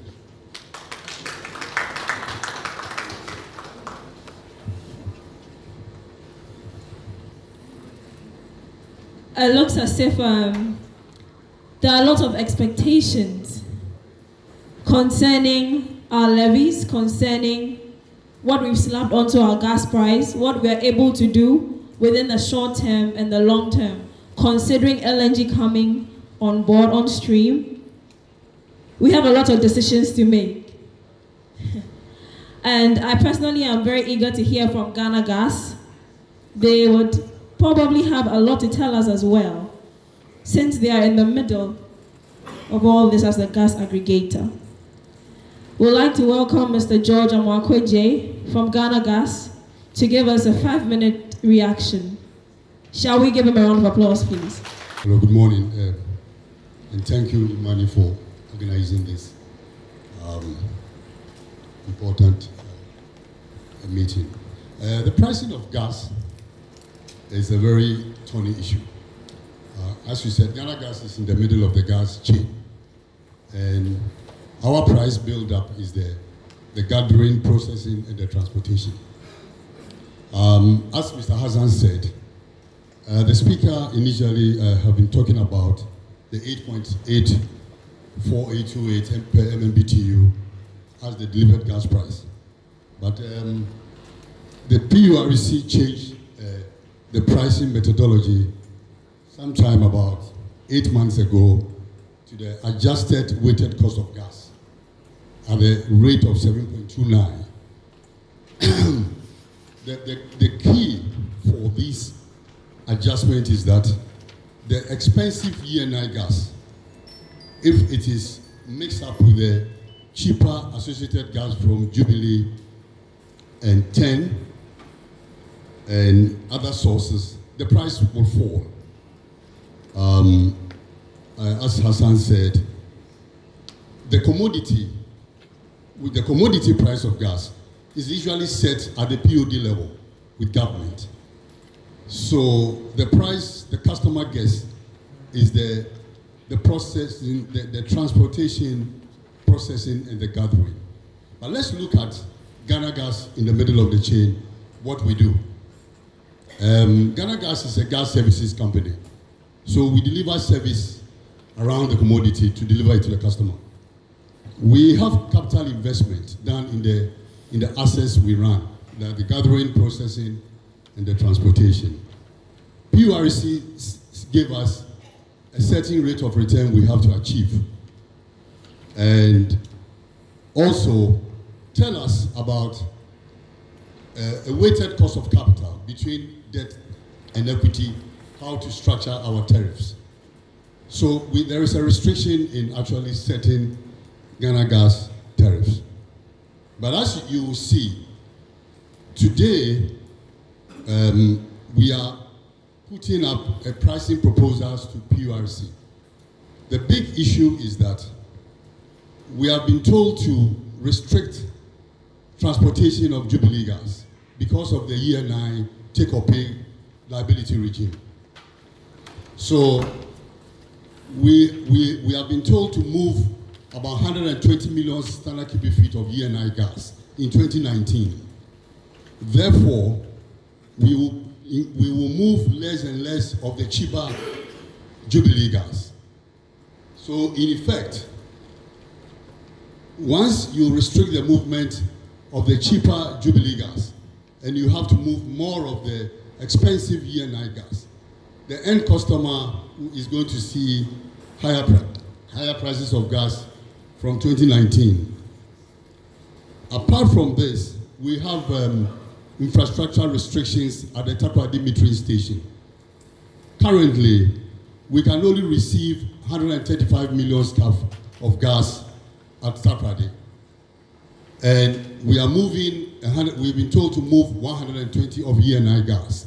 So you can imagine the dynamics of the gas flows and supplies. And if you have less and less supply of gas, and you have fixed investment, it means you have to charge more of the gas services. So that is one issue which, going forward into the future, the ENI gas pricing is putting the liability regime around ENI, which you need to move ENI. If you don't move, the GMPC or the state suffers take-or-pay payment. So it's an issue which all of us should be looking at. There is also an issue of we in the gas business, you have aggregators, you have transporters, you have shippers. Today, we have two shippers on the system. GMPC is a shipper for OCTP gas, and Ghana Gas is a shipper for Jubilee gas. All of us deliver this gas to VRA, which is the dominant customer. So when all this gas is commingled and supplied to GMPC, supplied to VRA at the price of 7.29, then VRA has to juggle itself and look at the invoices which we deliver to them, look at GMPC invoices, they deliver. If we don't move more of the ENI gas, GMPC has to pay a certain fixed charge to ENI. So these are issues. So there is the need for regulatory changes or government intervention to nominate who the shipper will be to move gas across the sector. So that's one area, the multiple shipper role, multiple regulatory issues. If you look at the upstream, Ghana Gas faces a lot of regulation upstream with the Petroleum Commission upstream. And then when you come to downstream, we have MPA regulating Ghana Gas, we have PURC regulating the economic regulation, we have Energy Commission, so you have a lot of regulators. You know, so multiple regulation. We need a shipper. A decision should be made on who is the shipper. We also need to look at the high price of ENI gas, which is coming into the mix, and the take-or-pay obligations of GMPC, which is asking us to move more of the high-price gas. So those are the issues which I want us to note. Any gas industry, you need to keep on building infrastructure. Today we are looking at, you saw the infrastructure map. We need to build a pipeline from Pristia to Nyinahini, where we have the bauxite deposits. Kumasi hasn't got a power plant. We move gas all the way, we move power all the way from Akosombo to Kumasi. There are load losses. So you need a power plant in Kumasi. All these costs and investments, you need to put it on the tariff and spread it over a longer period so that you can recover them. So in brief, these are some of the issues I want the audience to start to think of, that there is issues about regulation, issues about shipper, ENI price in the gas mix, the liability regime of Jubilee gas, which is reasonable endeavor. What I mean, it is when you don't take it, you don't pay. With the ENI, if you don't take it, you have to pay. So those are the issues. Thank you very much. Thank you very much, Mr. George J. Two key issues. We wish the PURC, I don't know if there's any representative from PURC here. We invited them. Any representative from PURC? We would have been very glad for a reaction there concerning what exactly is happening to the gas tariffs and the adjusted weighted cost of gas that's being changed. But in the absence of that, there's something that very interesting that stood out to me concerning VRA, that they have to juggle all these invoices from gas coming from Jubilee, from OCTP. We have the Director of Commercial Services, Mr. Isaac Doku Inamis, Dr. Sorry, and we'd like to invite him with a round of applause to also give his reactions. A round of applause, please. Our reaction to the presentation. Yes, we are in the midst of it all. I guess we use the gas that is produced to generate the power and sell it on. I think the first thing I want to say is that looking at the general framework of the pricing model that was presented and looking at the components, we found them, they are quite acceptable. I think one area where our main concern is the regulatory levies. You look at the power or the gas coming from Nigeria is 0.6. Up to March last year, it was 0.6645 from PURC, and it's dropped to 0.4. It may not appear to be much, but where you are consuming millions of scarf of gas, this translates into quite a huge figure. And from our point, I think that is one thing that was still nationally we just have to look at, because you're talking about 0.06 and 0.4. It's about almost 6 times the price. And if you think about consuming millions of scarf if we were doing a simple analysis, if we're basing it on 120 MMBTU a day, That translates to something like $29.1 million per annum. And if you look at it on even with the 0. That is a 40 cents, that translates to something like $17.5 million per annum, just on the regulatory bit. If something can be done about it, I think that at the end of the day, is a consumer at the end of the chain that will tend to benefit. Another thing that was mentioned was on the composite price. We know that from March this year, PURC came up and the composite price of 7.29 for the gas that is used for generation was announced. I think we at VRE, we are caught in a mix, because here is the case, we still have a contract with NGAS, which we are barely halfway through a 20-year contract, and we paying 8.81 for the gas that we buy from Nigeria. And at the same time, we are being, our tariff is based on 7.28. So there's a cheaper gas somewhere, and we are paying more expensive, but the tariff is based on 7.29. So here's the case that there is, as at now, from March, when these new prices came into effect, there have not been any clearinghouse to say that, okay, to compensate VRE for the higher price of gas that we buy from Nigeria. It's all been absorbed. I know we've made presentations several times to to PURC, but that is still yet to be addressed. I think Prof mentioned on the one of the issue of self-generation. We had challenges as far as the power generation is concerned. We've come through that challenge where we are living in an era where there's more generation capacity than can be absorbed. But the question is that the consumer is not consuming the electricity. And why is that happening? Because the price of electricity is just high. And so people have, during all the blackouts we had, me inclusive, people have put in some self-generation, solar and all of those things. And they've done some investment.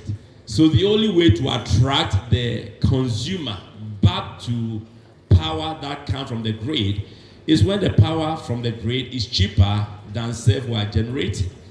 And this, I believe, that will have an accelerated effect, because the more electricity that is being consumed, the more gas that can be also consumed. So we are, I'll say, at a crossroads where electricity generation demand is not going up as high as it used to be in the past. And here we have excess gas also that needed to be consumed. And like you rightly said, my colleague from Ghana Gas rightly said, so much gas has to be shipped from ENI. Somebody will have to be displaced. We've got cheap hydro that is sitting there that can also be thrown into the mix together with the Jubilee gas to bring the prices down. But here we are saddled with the gas from ENI. And so we still cannot bring the price of electricity down. I think this is an issue that really have to be addressed. I don't know in terms of the contract and all the things surrounding ENI guys, if it's possible to do something about it, because that is one of the biggest factors as far as the composite price of gas being high is concerned. So these, I'll say, are my few reactions. And the last thing to say is also that in as much as we are talking about gas, we've realized from operations, there are times that you can encounter zero gas. I mean, just before Christmas, there were issues where we had a few trips here and there from Jubilee. There was a particular time where we had a trip from both Jubilee and ENI, and so gas flow was limited. So I think in as much as we want to generate wholly from gas, we have to think about fuel security. And that is where some amount of fuel or liquid fuel comes in. VRE, I think strategically, since beginning of 2017, 2018, we've made a decision that we're going to run our plans on purely on gas. But all the same, we recognize that there have to be fuel security, so we still keep some stocks of light crude oil. Greco will tell us that, for example, for the stability of the national grid, you need at least 300 megawatts of electricity from the west. If there's zero gas flow to the west, how do we get that 300 megawatts of what? Electricity. And that is where I'll say that liquid fuel comes in. So currently, even though we are not using it, we're still keeping some stock of light crude oil, especially in the west. How should this be paid for? I mean, it's being done in the national interest to make sure that there's energy security in case there's zero gas flow. Yes, and gas have had its own issues in the past. Last year, if I'm right, I think we averaged, we had average flows about 65 MMscf a day from Nigeria gas. So yes, there have been some challenges, but I think that they have also, I mean, done their bit. And the last bit I want to say is that I think some of the data may have to be updated from the slides that we saw.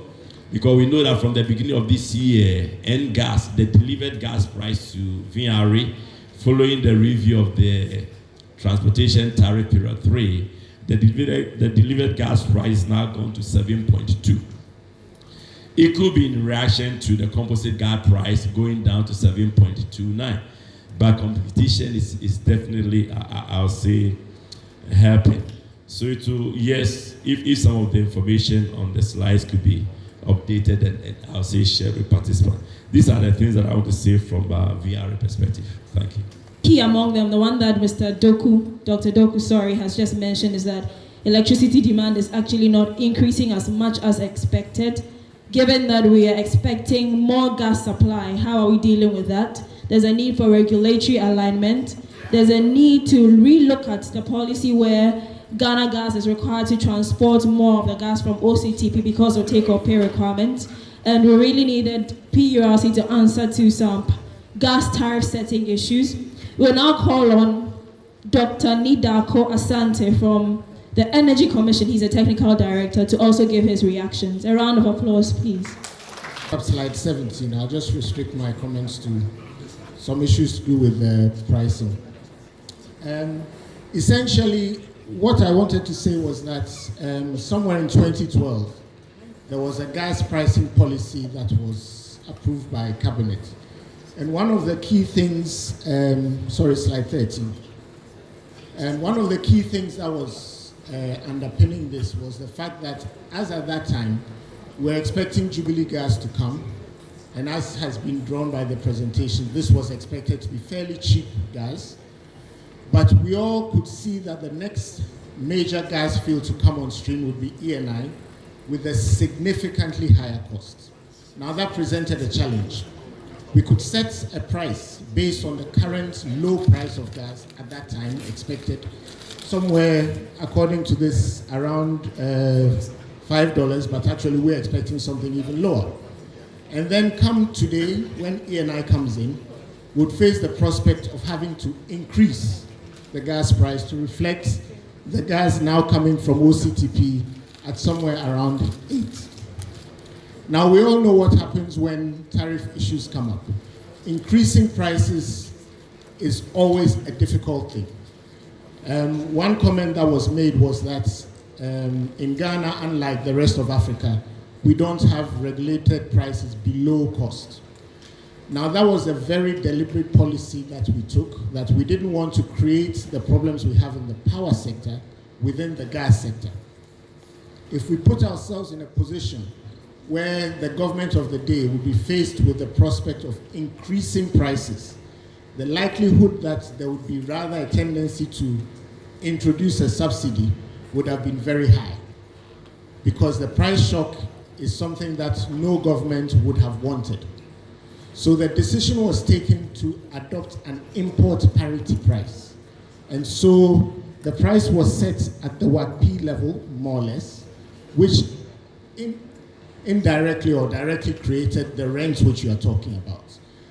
Recognizing that the power sector would be the primary source of that rent, the policy was saying that that rent accrued should be invested within the power sector. At that time, as you all know, there were many issues within the power sector which needed to be addressed. So even though the rent would be accrued, and yes, consumers would be paying more in terms of the gas price, there was also the recognition that due to the subsidies in the power sector, consumers were not actually paying the full price anyway. So by so doing, we've created the situation which we now find ourselves in, which is a great situation that all the trends for gas pricing are down. We all anticipate that gas prices will be coming down overall, in spite of the fact that we are bringing in expensive gas now. Now that's a great place to be for any government, and so already we've had a reduction from the 8.5 to 7.29. It may come down, but it will be somewhere around there. So that's just to explain how we got where we are now.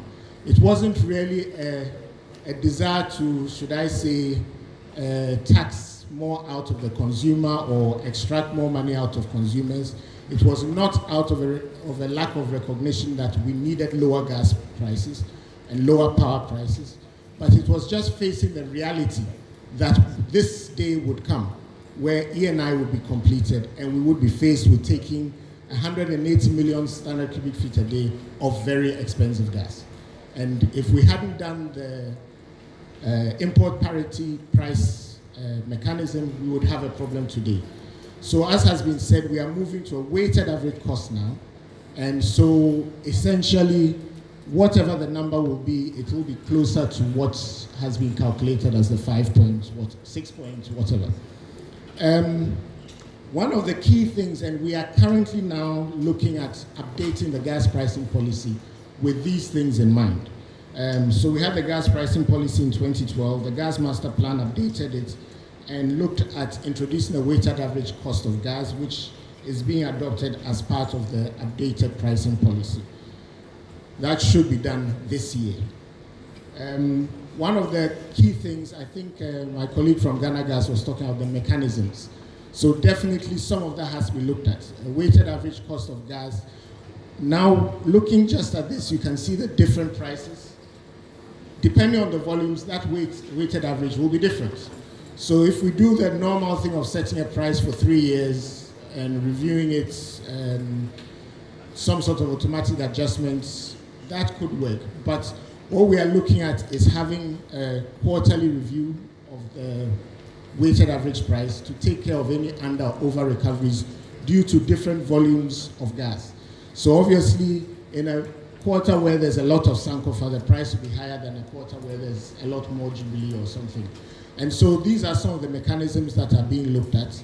Another issue is, I think you mentioned about the aggregator and so on. The idea would be obviously that somebody would have to invoice the consumers at a single price, which is the weighted average price, but each of the suppliers should obviously receive their cost, not the weighted average, because for Ghana Gas, I'm sure they'll be happy to receive the weighted average price, but then VRA or whoever is taking Sankofa would have a problem. So the idea is that the intermediary, that's the aggregator, would have to administer the weighted average cost, collect that from the consumers, and pay the invoice prices based on each cost to the suppliers. So basically, that's all I wanted to add, just to give some background to why we are where we are and where we are going from here. Thank you.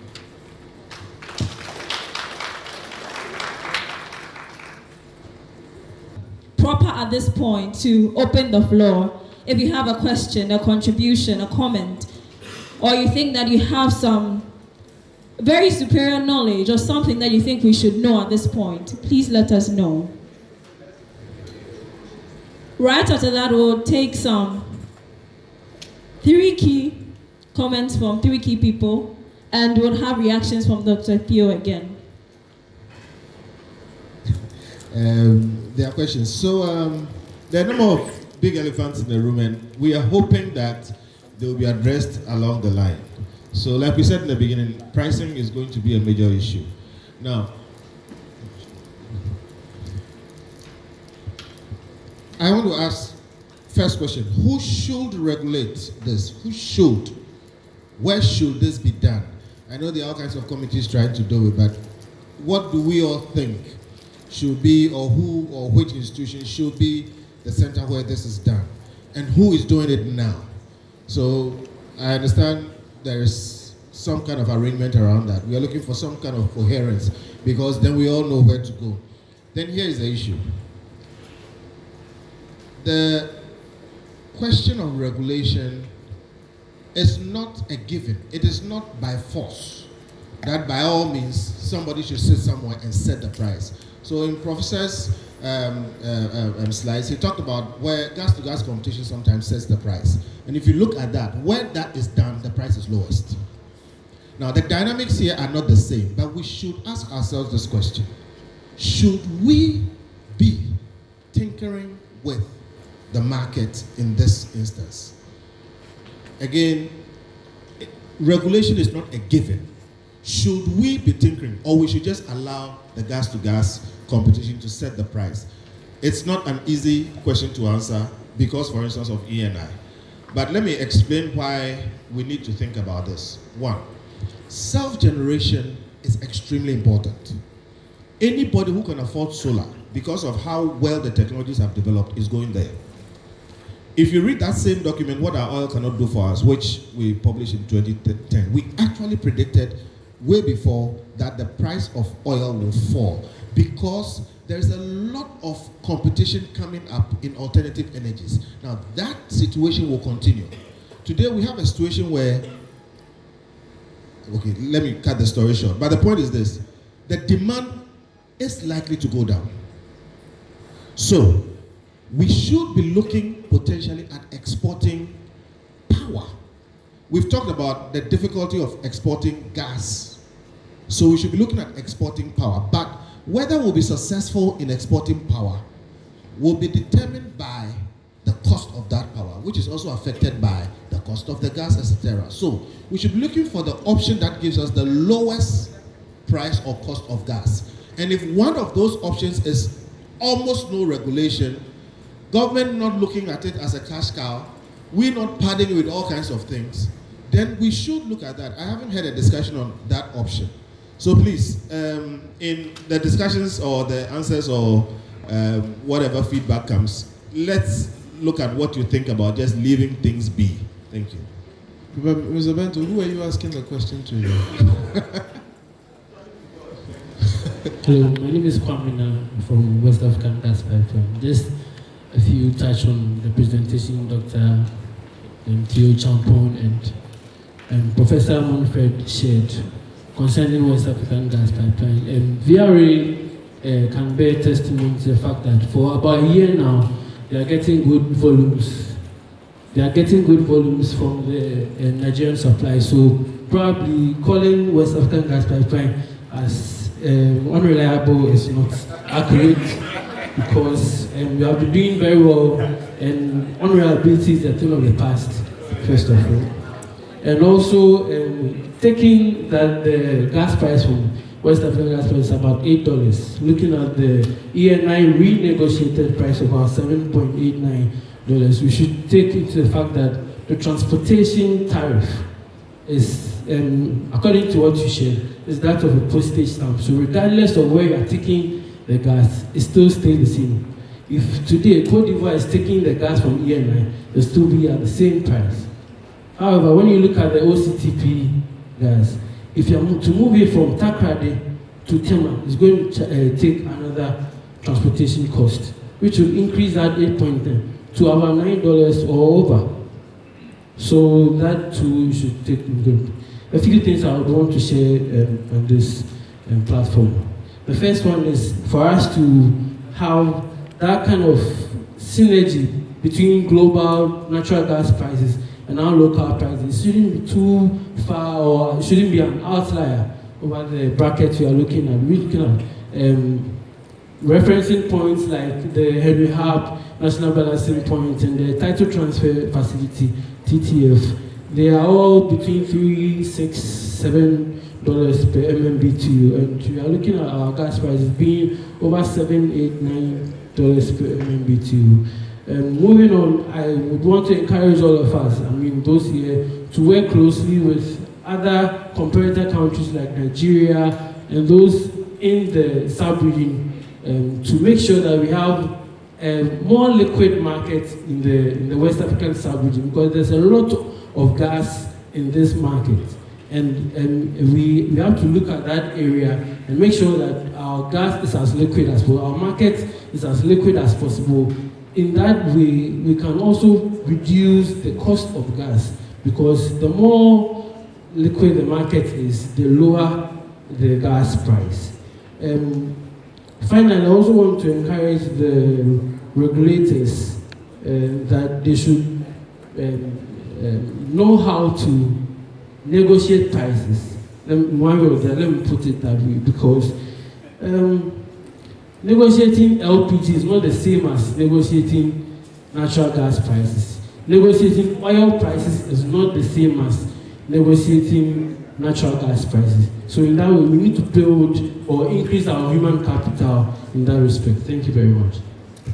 Thank you very much. A question. I'm going to go here then. Is Dr. Sivantia, is he here?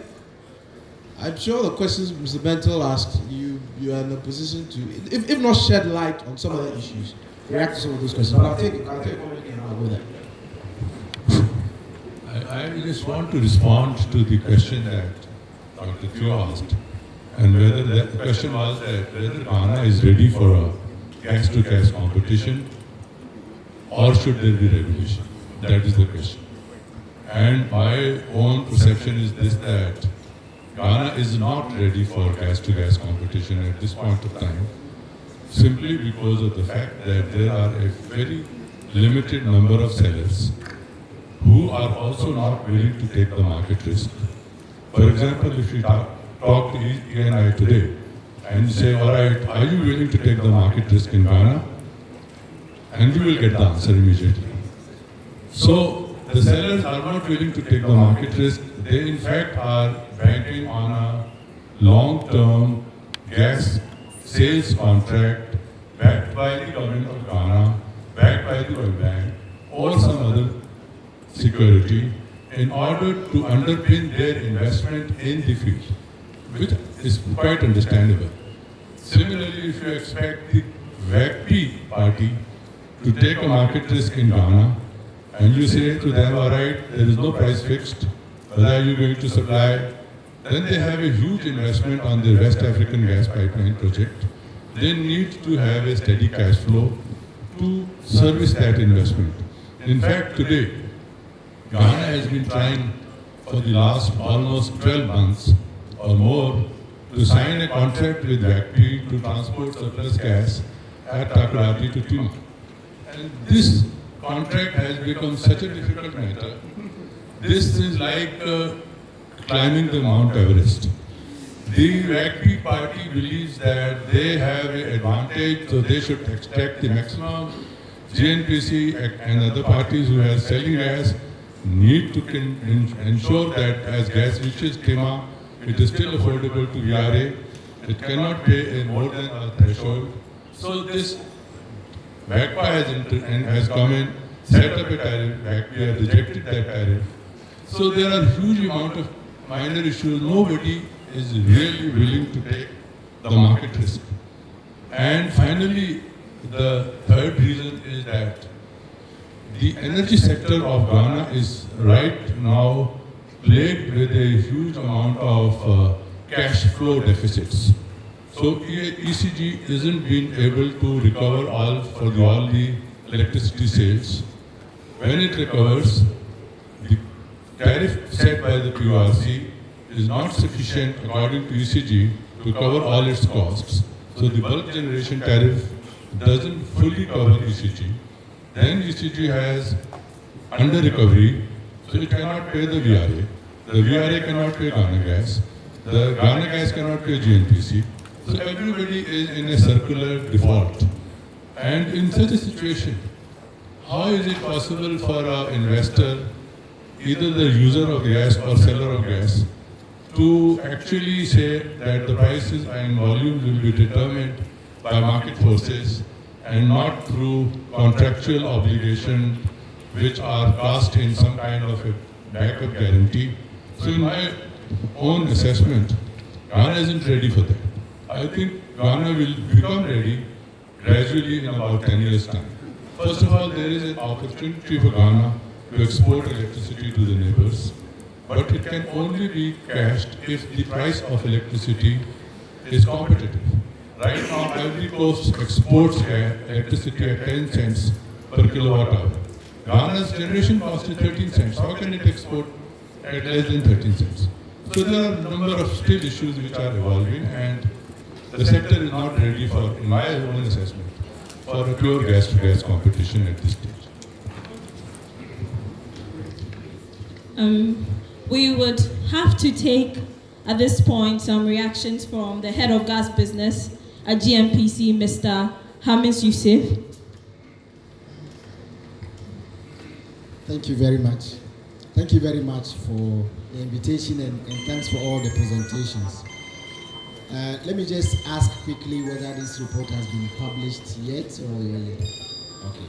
So I think what would be very useful is if we could get the report and then do some further review of it and maybe provide some updated data. I realize that some of the data that you have there are a bit outdated. And so that's the first comment. But I think the report and the presentations have been well researched, and we should thank you for that effort. Mr. Benson made the point around the pricing being the most important issue for the sector. I think, luckily for us, Barbara mentioned the issue of payment. And from where I stand, or where GMPC stands, I think for the sector widely, the payment issue is even more fundamental than just the pricing. We can talk about the pricing, and I think a lot of other people have talked about it already. But just to mention that if we say that since we started selling gas, GMPC started selling gas, we haven't received any payments from the downstream. I'm sure people will be surprised, but that is the fact. So today we've built up to about $300 million of unpaid invoices. Now, unless this is resolved, we can't say we have an industry that will feed our power sector or any other for that matter. So it's very important that please we take the issue of payment very seriously. I know the scope of this work is mainly on the price, but let's not end it there. Let's do more on the payment as well, because the payment is very key. Without the payment, we don't have the sector at all. Okay, Ghana Gas mentioned the issue of multiple shipper, multiple or even aggregator. I think that is being addressed by the ministry, and we hope very soon the ministry will come up with some guidelines on that. Let me mention also that the issue of gas infrastructure is very key. Now, we've talked a lot about infrastructure going to other parts of the country. I think what is important is to let demand drive that. Because if we don't do that, and unless we have the money to invest on our own, otherwise any project financed investor will not invest unless they see that there is demand for the gas that will go there. And certainly from where we are today, the demand is not established there. So please let's take note of that. Maybe let me just quickly mention from GMPC's perspective again the issues where the issues that are key to GMPC. One is the offtake of the gas, which today, as some of you probably know, it's not, we're not able to take the full volume of the OCTP or the other gas sources. And that is because of challenges we have downstream. The power plants that should be taking the gas are not fully available. Some are there, but then again there is infrastructure challenge in terms of pipeline. So pipeline, for example, that should send the gas to Tema, where some power plants are, that pipeline doesn't exist. We have WAP that we are trying to do the reverse flow. It's been faced with some challenges. I think Hassan talked about the pricing issues, the tariffs. I wouldn't be able to go into the detail because it's still an ongoing negotiations. But what we are doing in terms of fixing the offtake challenge, yes, one is the reverse flow, but the second is to make sure that there's enough capacity at the point of usage. So whether it's in Tapradi or in Tema, we are working with various partners to bring more capacity there. So power plants are going to come up more in Tema, recently we should have, in the very near future, we should have Senpower, for example, operating at commercial capacity. They are now doing commissioning and they should be ready soon. Then we have the car power that is currently in Tema also to move to tap ready or secondly to be specific. And once this is done, it's supposed to basically reduce the liability or the off-take efficiency that we have currently with Sempower. So that is the second thing that we're doing. Like I said, we have more power plants expected there, including IMANI as well to take care. Now, the other thing that I should mention, I mentioned the price. I mean, the price is very key. But you can look at the price from two perspectives. One is how the price, so I mentioned the payment. How the price is set affects the payments. And also whether we are even able to collect the revenues that should accrue from the gas sales. One is that we know it's not always the case that the PRC determined tariffs are able to pay for all the costs and even not to talk about margins. But I think what is important, and we have sold this to PRC, we hope they've taken that, is the fact that when it comes to the commodity price of the gas, really it's not a regulation issue. It is something that is bilateral between the buyer of the gas upstream and the seller of the gas. And this is key because if we try to regulate all the way there, we might stifle investment. Investment will not come because the regulator will not give them the price that will attract investors.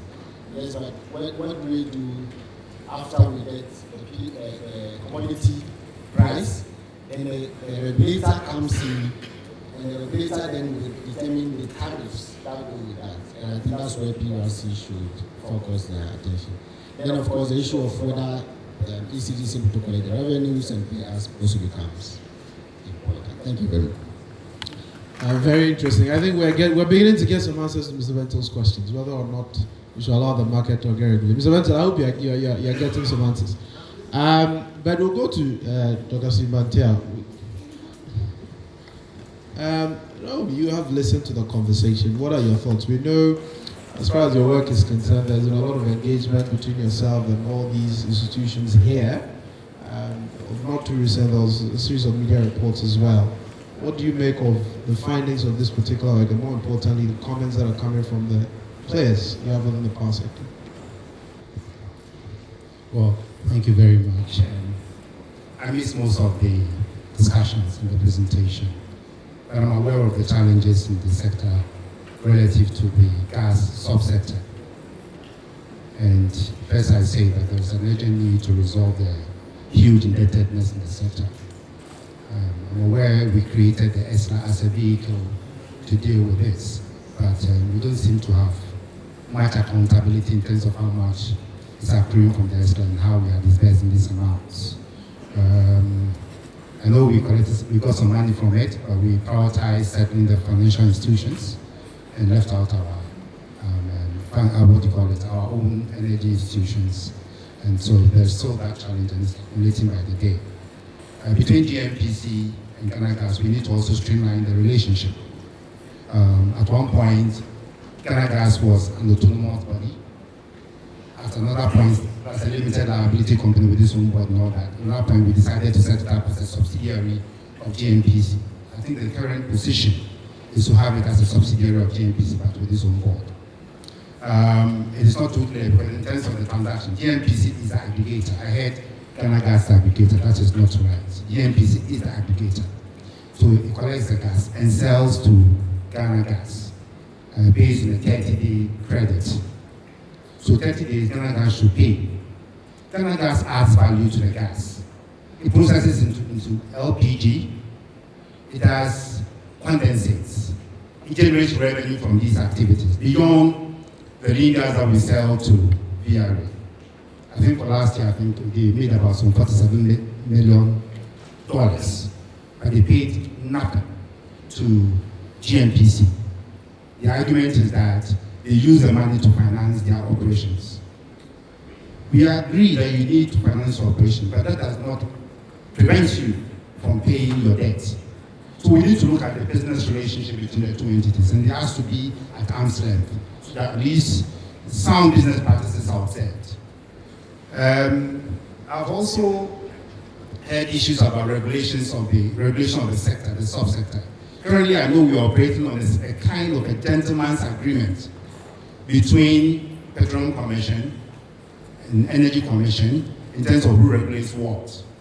But we need to, in most mature countries, in terms of this kind of sector, you have a situation where you have the entire petroleum sector brought under one regulatory body. And within it, then you have the upstream, midstream, and downstream. It's not too clear in Ghana where the upstream ends and where the midstream begins. So you recall that in even laying out the infrastructure for harvesting gas in this country, there was a time when concerns were raised about the quality of the pipelines. And the Petroleum Commission instructed Ghana Gas not to bury the pipes until it had inspected the pipes. But then Energy Commission gave Ghana Gas the green light to go ahead and bury the pipes. And so Ghana Gas buried the pipe before Petroleum Commission could get there. And so we were not able to verify the claims being made by a group that I lead, the civil society platform on oil and gas. We couldn't verify the claims they made in terms of the quality of the pipes that were being laid and all that. So I think the gas sector in general is something that requires a lot of attention. And we need to actually, in terms of the institutional arrangement, there are a lot of overlaps here and there. In terms of who even negotiates gas pricing, and those of you who work in the institutions that have to do with gas pricing, you agree with me. It was negotiated without the technocrats. You were only informed after the price had been negotiated. And that is wrong. Thank you. Summary end there. It clearly means there's a lot of questions that we need to answer. But let's go to the Energy Commission and see what they have to say. Well, yeah, thank you very much. NDK, Dr. NDK has sent to really respond to yours. Mine is really on other issues. Well, I know, I mean, the ENI, like you mentioned, Nigeria one, if in fact we have been sincere, respect ourselves as country neighbors, as ECOWAS, of course, there will not be any need for the ENI. Because look at Nigeria the girl sitting down in Nigeria over there, but you prefer investing that or with that about 5 billion and then export it that way to other countries, Asia, and then your own West African pipeline. I'm not talking now VRAs in debt. These are not those things. You're not supplying the gas. And you were prepared, Nigeria was prepared to pump gas from Nigeria to Europe. And then this was, we challenged African Development Bank, and then in fact that project more or less was on hold. So that's it. Because we know we are not ECOWAS, but you're a young man, so let's pray. Then also, secondly, ENI did very well in taking that risk, investing that deep outside underground. Right? Unfortunately, if you look at the reserves, the discovery, even they make a lot of noise, but not large enough. Let's take Brazil. When it went deeper at the pre-salt level, that's I'm talking about geology, hitting over 10 TCF deposits. You see, and made the gas cheap. But oil is not like that. Now, if you have a gas, even at the weighted price, about $7.5 or dollars per million BTU, if you're going to use it to produce electricity, you're talking about average 9 cents per unit. What industry? You can't use this one to power what we call a base industry, like aluminium, those things we are talking about. We're talking about they told something about less than 5 cents per unit and all that. You see. But then I support what Dr. Doku said. If we take the risk and say reduce the price of electricity down for the industries to grow, we create jobs, the jobs they keep our brothers and our children in there working. There's also a social price that more we are paying to keep in there. Then if the industry make profits, you see, are they prepared that if you take the profit, say, go and pay, let's give it to the power companies to break their even? We are not prepared, we are not transparent. Excuse me, though I work with the government itself. When at time they reach electricity, people expect you to come down and say, no, I wish to clear some debt. We don't trust ourselves. So these are the challenges that we have. Let me see whether there's any point there that I've left out. I hope that there is no other point. Because so I'll give this one to NDK to comment or to respond to you. You just moderated your... That's fine. That's fine. We can take that. Okay, I'll be quick. Just on the issue of regulation. First of all, when it comes to regulating of the gas sector, when it comes to transportation, transmission, by its nature, it's a monopoly service. We can't have everybody doing their own pipeline to take gas from the east to the west or vice versa. So once it's a monopoly, you need a regulator. You cannot have somebody doing his pipeline and charging you whatever he wants, because he will obviously charge you more than he needs. And so the aim is that a regulator would ensure that he only charges what is necessary for him to recover his investment and make a reasonable return. So when it comes to transportation and distribution, similar reason for distribution. We don't want everybody laying their pipeline to the power plants. We need just one pipeline that anybody can put gas in to get there. So again, distribution, just like power distribution, is a monopoly, and so you need regulation there. Our laws, current laws, fully recognize that. If you look at the Energy Commission Act, the only regulation is required for transportation and distribution. There's no regulation on the price of gas, as in from the field or from Nigeria or from LNG. There's no regulation on that. Similarly, there will be no regulation on if we did go to the point of having multiple sellers in a distribution network. That again will be competitive. So when we get to the point where we can have the multiple sellers, yes, then we can move away from the regulation of gas price. Now the problem again, I think Hassan has answered the thing about we don't yet have enough buyers and sellers. One of the other things I'll comment about is the identity of the regulator. You've probably heard many times people say there's overlaps and there's no clarity as to who the regulator should be. Actually, it's not accurate. The law is very clear. There's no ambiguity. We've had meetings upon meetings, and at the end of them, we always come to the conclusion that where is the overlap? There's a lot of overlap in our minds. But that is mainly because we haven't read the laws. And sometimes, yes, there is a case where maybe a company's object of incorporation was in variance somewhat with the law. But obviously, we know that a company's objects of incorporation cannot trump the law. So the law is very clear. Currently, there's the Energy Commission, that is the downstream regulator for transportation and distribution of gas, as well as for wholesale supply. Everything beyond that is outside the Energy Commission's mandate. And that is why the Petroleum Commission has its uncontested purview in the upstream sector, in the gathering, and everything to do with that is purely within the petroleum sector. However, there are some gentlemen's agreements, that is correct. Strictly speaking, Eni's production of gas should be regulated by the Energy Commission on their ship. Well, maybe the Energy Commission doesn't want to go into helicopters and do all the training required to go and regulate things on FPSOs. So there is a gentleman's agreement between Energy Commission and Petroleum Commission that we will leave the regulation of Eni to the Petroleum Commission up to the first stage compression within the ORF. And so we've stuck with that gentleman's agreement and done it on that basis. There was some discussion at one point about who should regulate the processing facility, that is Ghana Gas.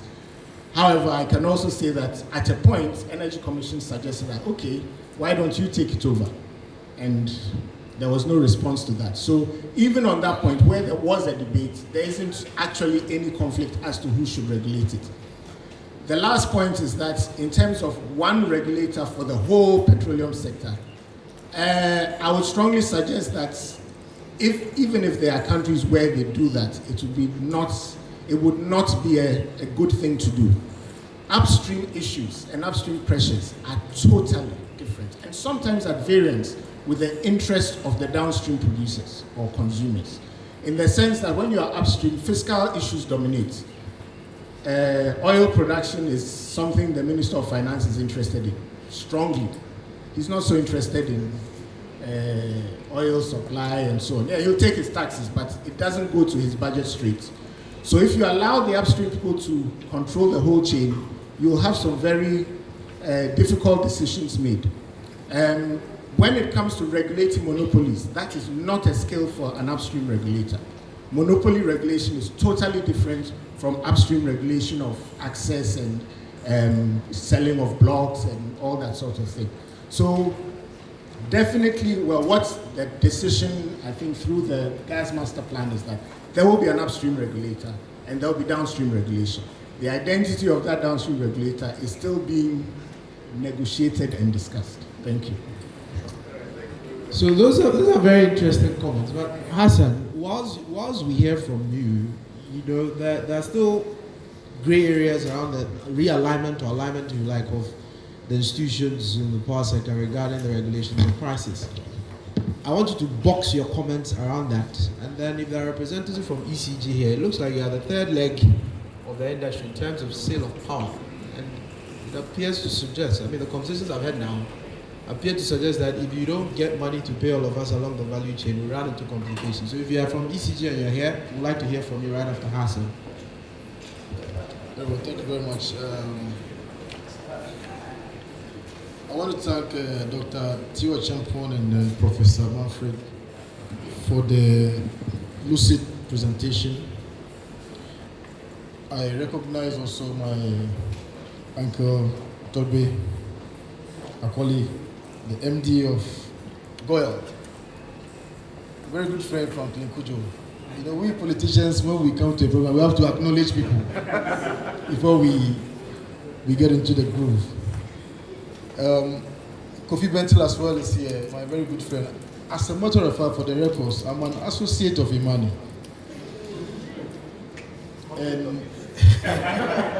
And Franklin was also my client. I saved him from going to jail. Long time in 2015. It's not really meant to take you on. I feel very compelled. I really didn't want to speak, but I feel very, very compelled to make some interventions, especially with regard to institutional realignment. There's been some gaps, not in terms of the law, but in terms of operationalizing the law. So the law may be very precise about MPA doing ABCD. Energy Commission is supposed to regulate XYZ, and then PURC, Petroleum Commission. But here's the confusion.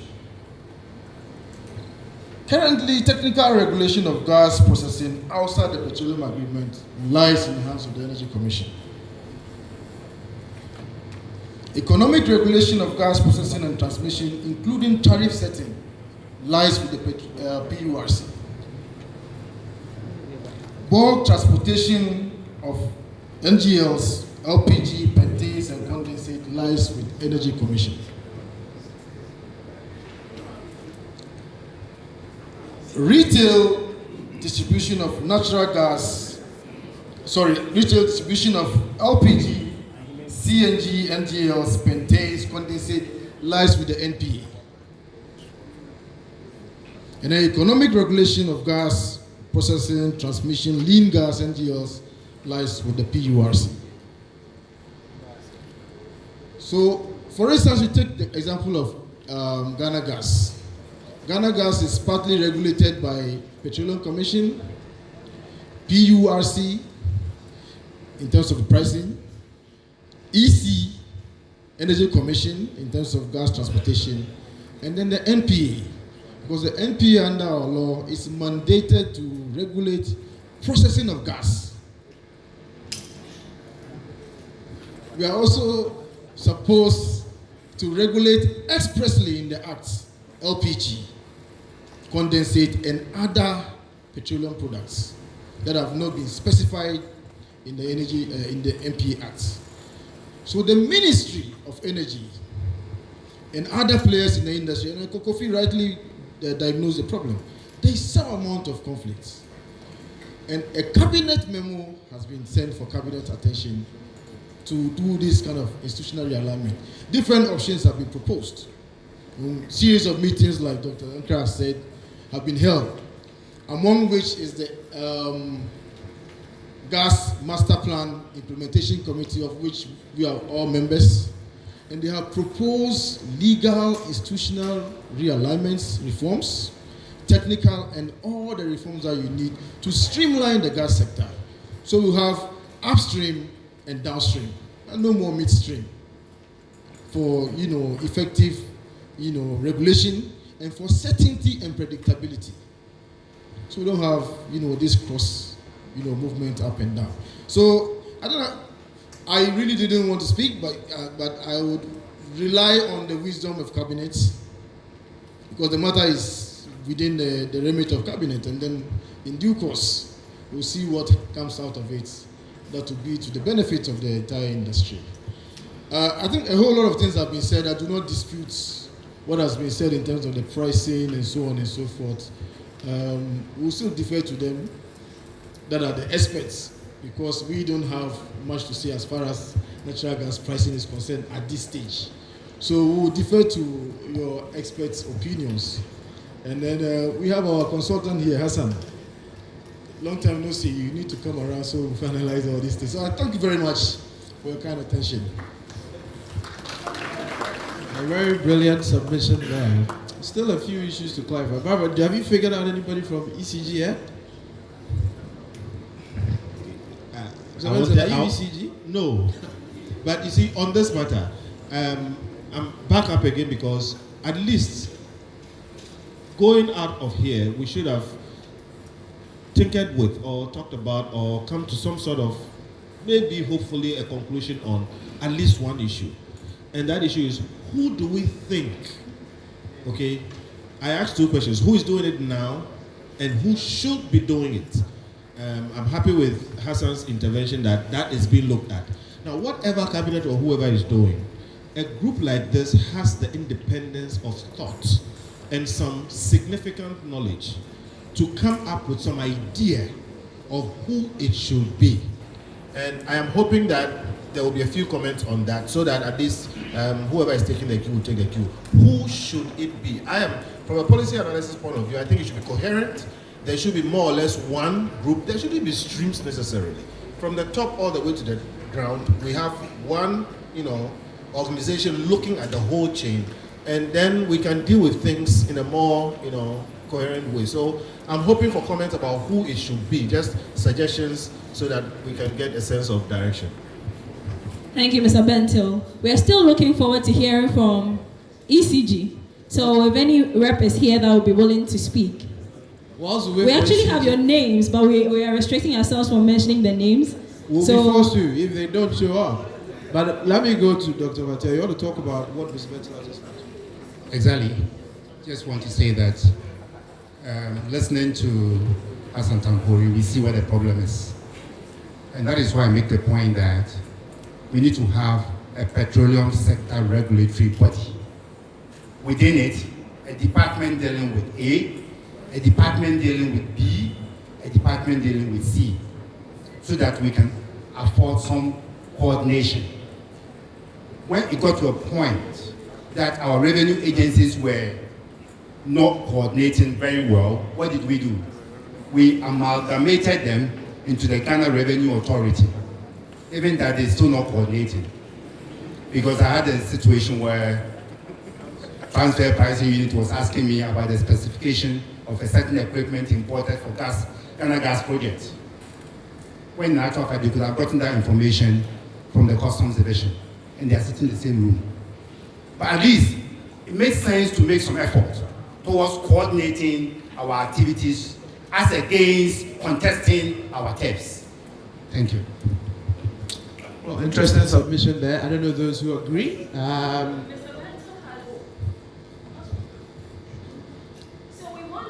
actually. Our question is, if we're casting a vote now, who should be the regulator? The Energy Commission, the National Petroleum Authority, Petroleum Commission. Who should it be? No, there's one more. Dr. Steve. PURC, sorry. Dr. Hold Steve on. has just added another one.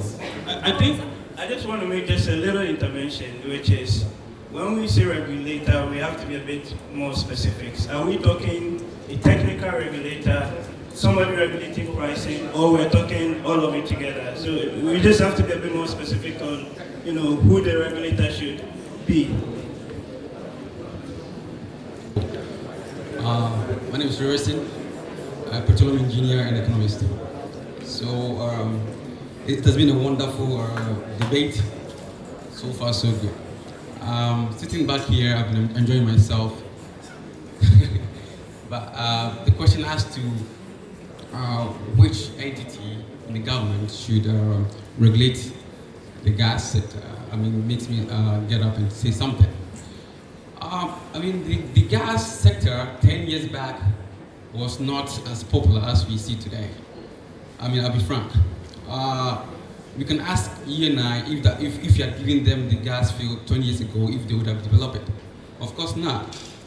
But the gas sector for the past 10 years, like I said, has got a name and then got a lot of attention because of geopolitical issues. So what I would say is, the oil and gas industry, especially the gas industry, is driven geopolitically.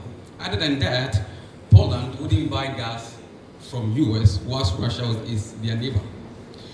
Talking about Nigerian gas to Ghana, comparing Nigerian gas price to Ghana price is a very big error. Because now let's look at the gas fields and even the amount of gas or the reserves they have in Nigeria, like Dr. Theo rightly mentioned in his presentation. Now, also transportation costs, and now we're talking about deep water.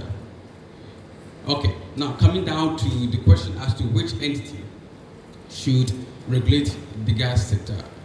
I believe you have PC regulating the upstream industry, and we gladly have NPA regulating the downstream. I think we had a comment that states that it would be wrong to have one entity or one institution to regulate the whole petroleum industry, and I think that is wrong. Let's look at Norway. Norway has one body regulating both upstream to downstream. It can be done. We had PC going down to Indonesia, or no, I think Trinidad and Tobago. I was there myself. In Norway, I was there to learn from the Norwegian and the expert. So if you learn from Norway indeed, and you know that Norway has one body regulating all the petroleum industry, why don't you copy that? Now, when it comes to Russia, the same thing. Gazprom set the terms and regulates the gas sector as Rosneft regulated the oil sector. I don't see anything wrong having NPA regulating the downstream and PC regulating the upstream. In this case, fine, we don't have any mystery, but at the moment we're talking about the production, transportation, and then the utilization. One thing I'm ending up saying that we're talking about gas pricing. One thing that is very, very critical, I think it's been mentioned 1 or 2 times among ourselves, is now the cost of production. Let's take ENI as an example. ENI has its field development plan. Field development plan does not include only technical things. It includes economics. So for the food development plan to be very feasible, they should have cost implication embedded in the plan. Now, ECG or VRA and Energy Commission has in mind, I know, the price of gas at which when they will make profit. Because at the end of the day, you're thinking about the utility bills for the end users. So Prof. really said the sharing of the rent. The rent here, the revenues. So that we make sure that we are not being biased as a nation or being biased as an OIC. Thank you. Thank you very much, Dr. Riverson. We are running out of time. I'm going to take 2 comments, but I'll reserve one for the presenters, Dr. Manfred and Dr. Acheampong. So I'm going to take you, ECG though. Robert, do you want to mention a name? They've already signed in. They've asked to be excused. Chatham House. So I believe this whole discussion is about non-payments. And quite remember in March when we requested for the tariff increment, the assumptions previously made was that Car Partnership us at that time was going to use gas. But Echo Apiakufi, yes. Car Partnership at that time was going to use gas, so give us a gas price. AXA was going to use gas, give us a gas price. But as at that time, they were still using light crude, which has gone higher. So there's no money to pay. I mean, tariff has gone down, collection is low. There's no money to pay. So we are just hoping for tariff increments to make some money and pay them. Thank you. Okay, thank you. I must add my voice to the earlier speakers who commend the organizers of this show. I think it's been a very good discussion. My name is Sylvester. I work for Ghana National Gas Company. And I think in discussing the tariff for lean gas or gas, we need to do that by situating it with the alternative fuel as well. In as much we think the tariffs are high, you have to look at the alternative. Assuming Ghana didn't have gas and we're going to use light crude, what will be the competitive advantage? Those are the things that we need to also pay attention to. So that you don't just take a comparative analysis that looks at, okay, Ghana's tariff is X and Nigeria's tariff is Y, and therefore ours is expensive. I think that would not be doing justice to the whole issue. We have to be looking at the equivalence, that's the alternative fuel. And if you look at today, given the gas tariff at 7.29, you'll be doing a BOE around $43, which is relatively and much more cheaper compared to using light crude, around 63. So once you do that, then you'll be better placed to be talking about whether it is too high or too low. Other than that, I think you'll be missing some aspect of our discussion. Then, okay. So is that your proposition that we use that philosophy for pricing our gas? Is that your proposition that we use the opportunity cost philosophy to price our gas? Not necessarily. My philosophy is that what we are using now, which is the cost price, is effective. However, to conclude or to come to the conclusion that ours is high or low, then the comparative analysis shouldn't be against what Nigeria is doing. It should be about the alternative fuel that Ghana will be using, assuming you were to buy LCO. Which I understand, but you see, part of what we are trying to do here is to come up with some sort of philosophy for dealing with the pricing of our gas, because going forward it's going to have an effect. Now, we can use this now, or it's good for us now, but is that the philosophy you should be using? Because what it means is that tomorrow, if oil prices go up, our gas prices will go up. So you can't do this now and then do this later. If we also want to have this approach where we change as we move along, then let's agree. But this works today, but is that what we should use going forward as our philosophy? I think the philosophy, in terms of the philosophy, we are not using indexation. So in our case, what we should use is what we are using, and that's the cost plus. I think it's effective. And like Hassan said, if you want to move into the gas to gas, or if you want to use the indexation, given the nature of our industry now, that will be problematic. So what we are using now, which is the cost of the investment plus the margin, is more effective going forward. Like you said, maybe from the medium term, 5 years time, we think that the cost of infrastructure has been amortized, and therefore we can move into the gas to gas, then that will be appropriate. But for now, what we are doing is the cost plus, and I think that is effective. We don't need to go into indexation, we don't need to go into gas to gas. I hope that's clear. Okay. Then the last thing has to do, I think Piak mentioned, Dr. Mattei mentioned the issue of our NGOs and we not paying GMPC. Look, like you know, if you look at the working capital requirement of Ghana Gas, even the NGOs are not able to even pay for how much we need to process the gas. And therefore, if you are supposed to pay a bit of that into the petroleum holding account or to pay that to GMPC, then of course, Ghana Gas will not be able to operate as an organization. We have proposed other alternatives. Can we go the GMPC way, where there will be annual budgetary allocation to Ghana Gas? If that is how you want to go, then that's fine. Other than that, if you take the locate money from us, then we are unable to process. Thank you. I think the last two submissions have managed to dribble me. The first one being ECG, dribbled me nicely. We should increase the tariff and give you more money. Anyway, I'm sure that definitely is a conversation we're going to take from here. But for me, there's a very important point which occurred between Dr. Dako and then Hassan Tampuli. One, they are both from two different regulatory institutions. One says there's no conflict. I don't know if you paid attention to Hassan carefully. He says, well, there is conflict. And in fact, he's quoted portions of laws which appears to suggest so. I'm going to give them an opportunity to clarify so that we have clarity between the two. I'm going to start with Mr. Dako. Dr. Dako, as you said.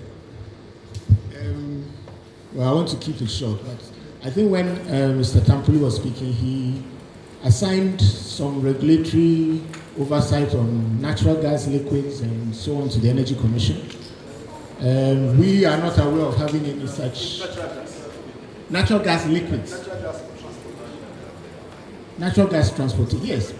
That we have. I thought you said we had liquids. NGLs. Okay. So then there's no overlap there. So then there's no overlap between us. Actually, the reason why there cannot be an overlap between Energy Commission and MPA is that the Energy Commission Act originally included everything that the MPA is doing. And when the MPA was formed, it was cut out of the Energy Commission's functions.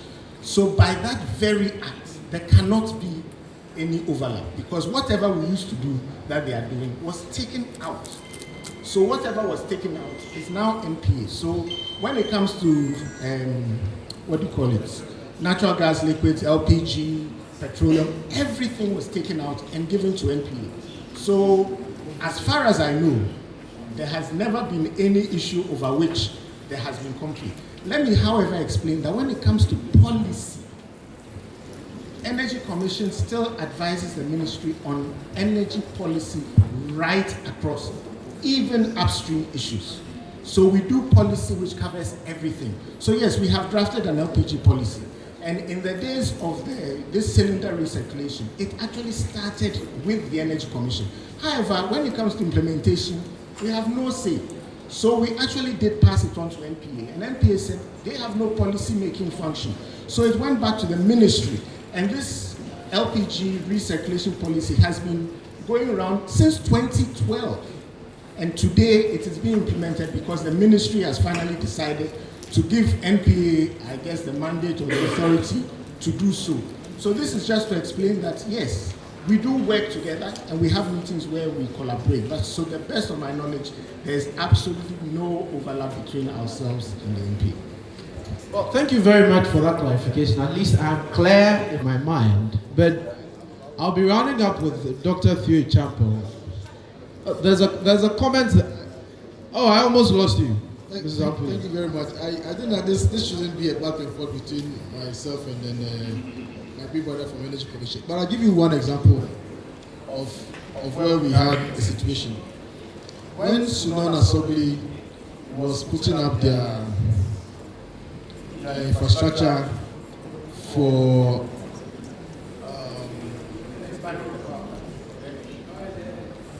they were doing a facility, LNG facility, precisely. When they were doing the facility, so the vessel comes in, and then it is discharged into the cryogenic trucks, and then they move pipelines and so on and so forth into the Sunan Asobli facility.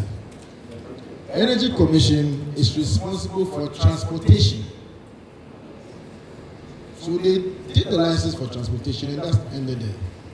Now, so who regulates the infrastructure? Alright, so we have to get in. I went there personally with our Director of Monitoring and Inspection to go through the process of regulating this. So eventually we gave them the license to operate. Now that's an LNG facility, so it regulates up to a certain point, and then somebody takes over the regulation up to. It's the same natural gas space. So the thinking is that we don't do just transportation of natural gas. if you are doing natural gas, you do natural gas. If it is upstream, cover everything, infrastructure, transportation, and so on and so forth. Upstream. And if you are doing downstream, you take up both economic, technical, infrastructure, and everything. That is the thinking behind the ministry's proposal to cabinet for some kind of institutional realignment. So you don't do peace and somewhere another person do another piece, when indeed you are still within the same space. But that's still midstream, mid to downstream. So the categorization, where it moves from the fields into the processing facility, then it becomes downstream. Then one agency is responsible. But otherwise, you have to go and get license from Energy Commission, get another license from NPA, go get another license possibly for Petroleum Commission and so on and so forth. That should become overbearing. That's the thinking that I believe is informing this institutional realignment. Thank you very much. I hope this is the last time that we speak. Thank you very much. Thank you very much, Mr. Acheampong. Dr. Acheampong and Dr. Manfred, over to you. You've heard them. What do you make of the comments? Propositions have been made as far as the regulatory infrastructure is concerned, whether it's on pricing or the economic dynamics of the market. How does that feed into the conversation going forward for you? Thank you very much. I think it's been a very interesting session, I must say, particularly the contributions from across the board. And I hope one of the things we could do from this is actually capture all the contributions into some sort of report as well, which can be shared with the different participants going forward. Because I think it's not just the pricing that we've touched on, but the regulatory institutional alignment has also featured quite prominently in the discussion. So it would be good to capture those thoughts, as we go along. And it fits in very well with the issues that we discussed. I just want to make two quick points, and I'll hand over to Professor Manfred as well. On regulation, my own take based on what I've seen in other jurisdictions is there's not a one size fits all. You've got to look at your particularly country context and all of that. So you have NPA, you've got PURC, you've got EC, you name it. I think if we're working on the basis of just upstream and downstream, then I would argue that all technical regulation upstream, so basically even up to the point of where the pipelines would come onshore, that should be really a mandate or something that will be done by the Petroleum Commission. That's for technical regulation, so permitting, licensing, blah, blah, blah, that cannot be done. And then when it moves from the onshore bit with all the pipelines going to the different demand centers, I would also argue that that technical regulation should be done by the EC. The NPA, in my thinking, should be focused more on the other side of the downstream, which is the petroleum products and those, things, are coming in. But I don't see why they cannot, collaborate on that. On the economic regulation, which is, the price itself, I think, yes, that's something that PURC has to be doing.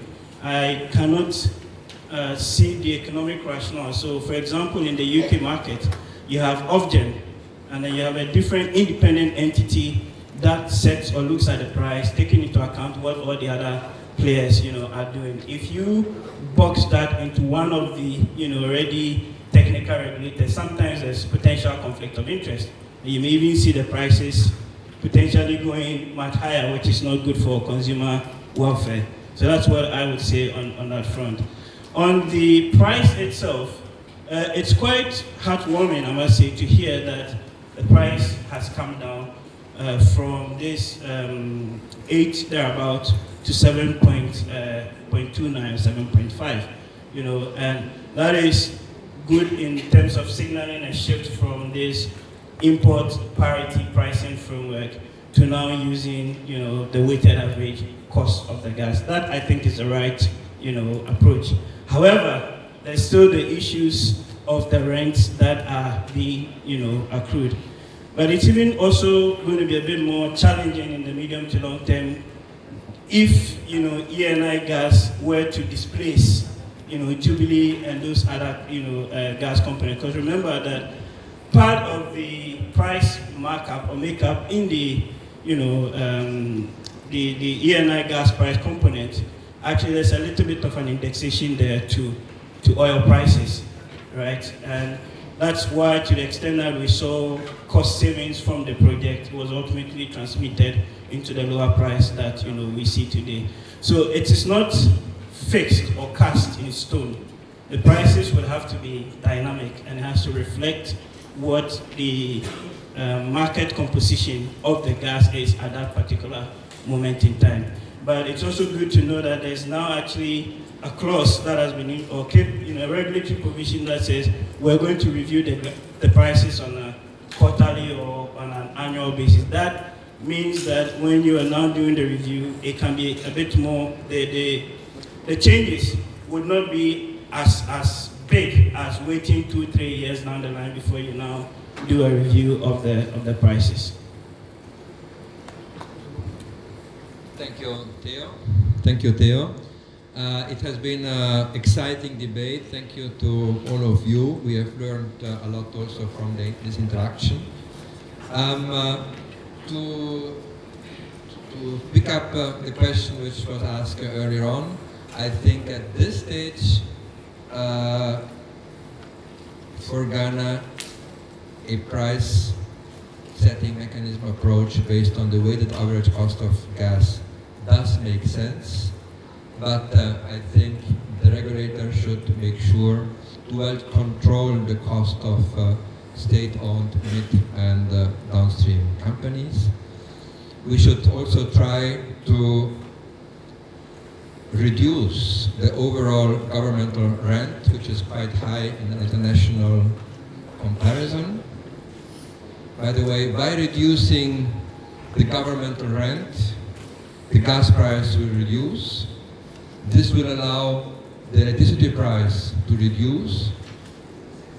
If the electricity prices come down thanks to price elasticity of demand, electricity demand will increase. As a result, gas demand will increase as well.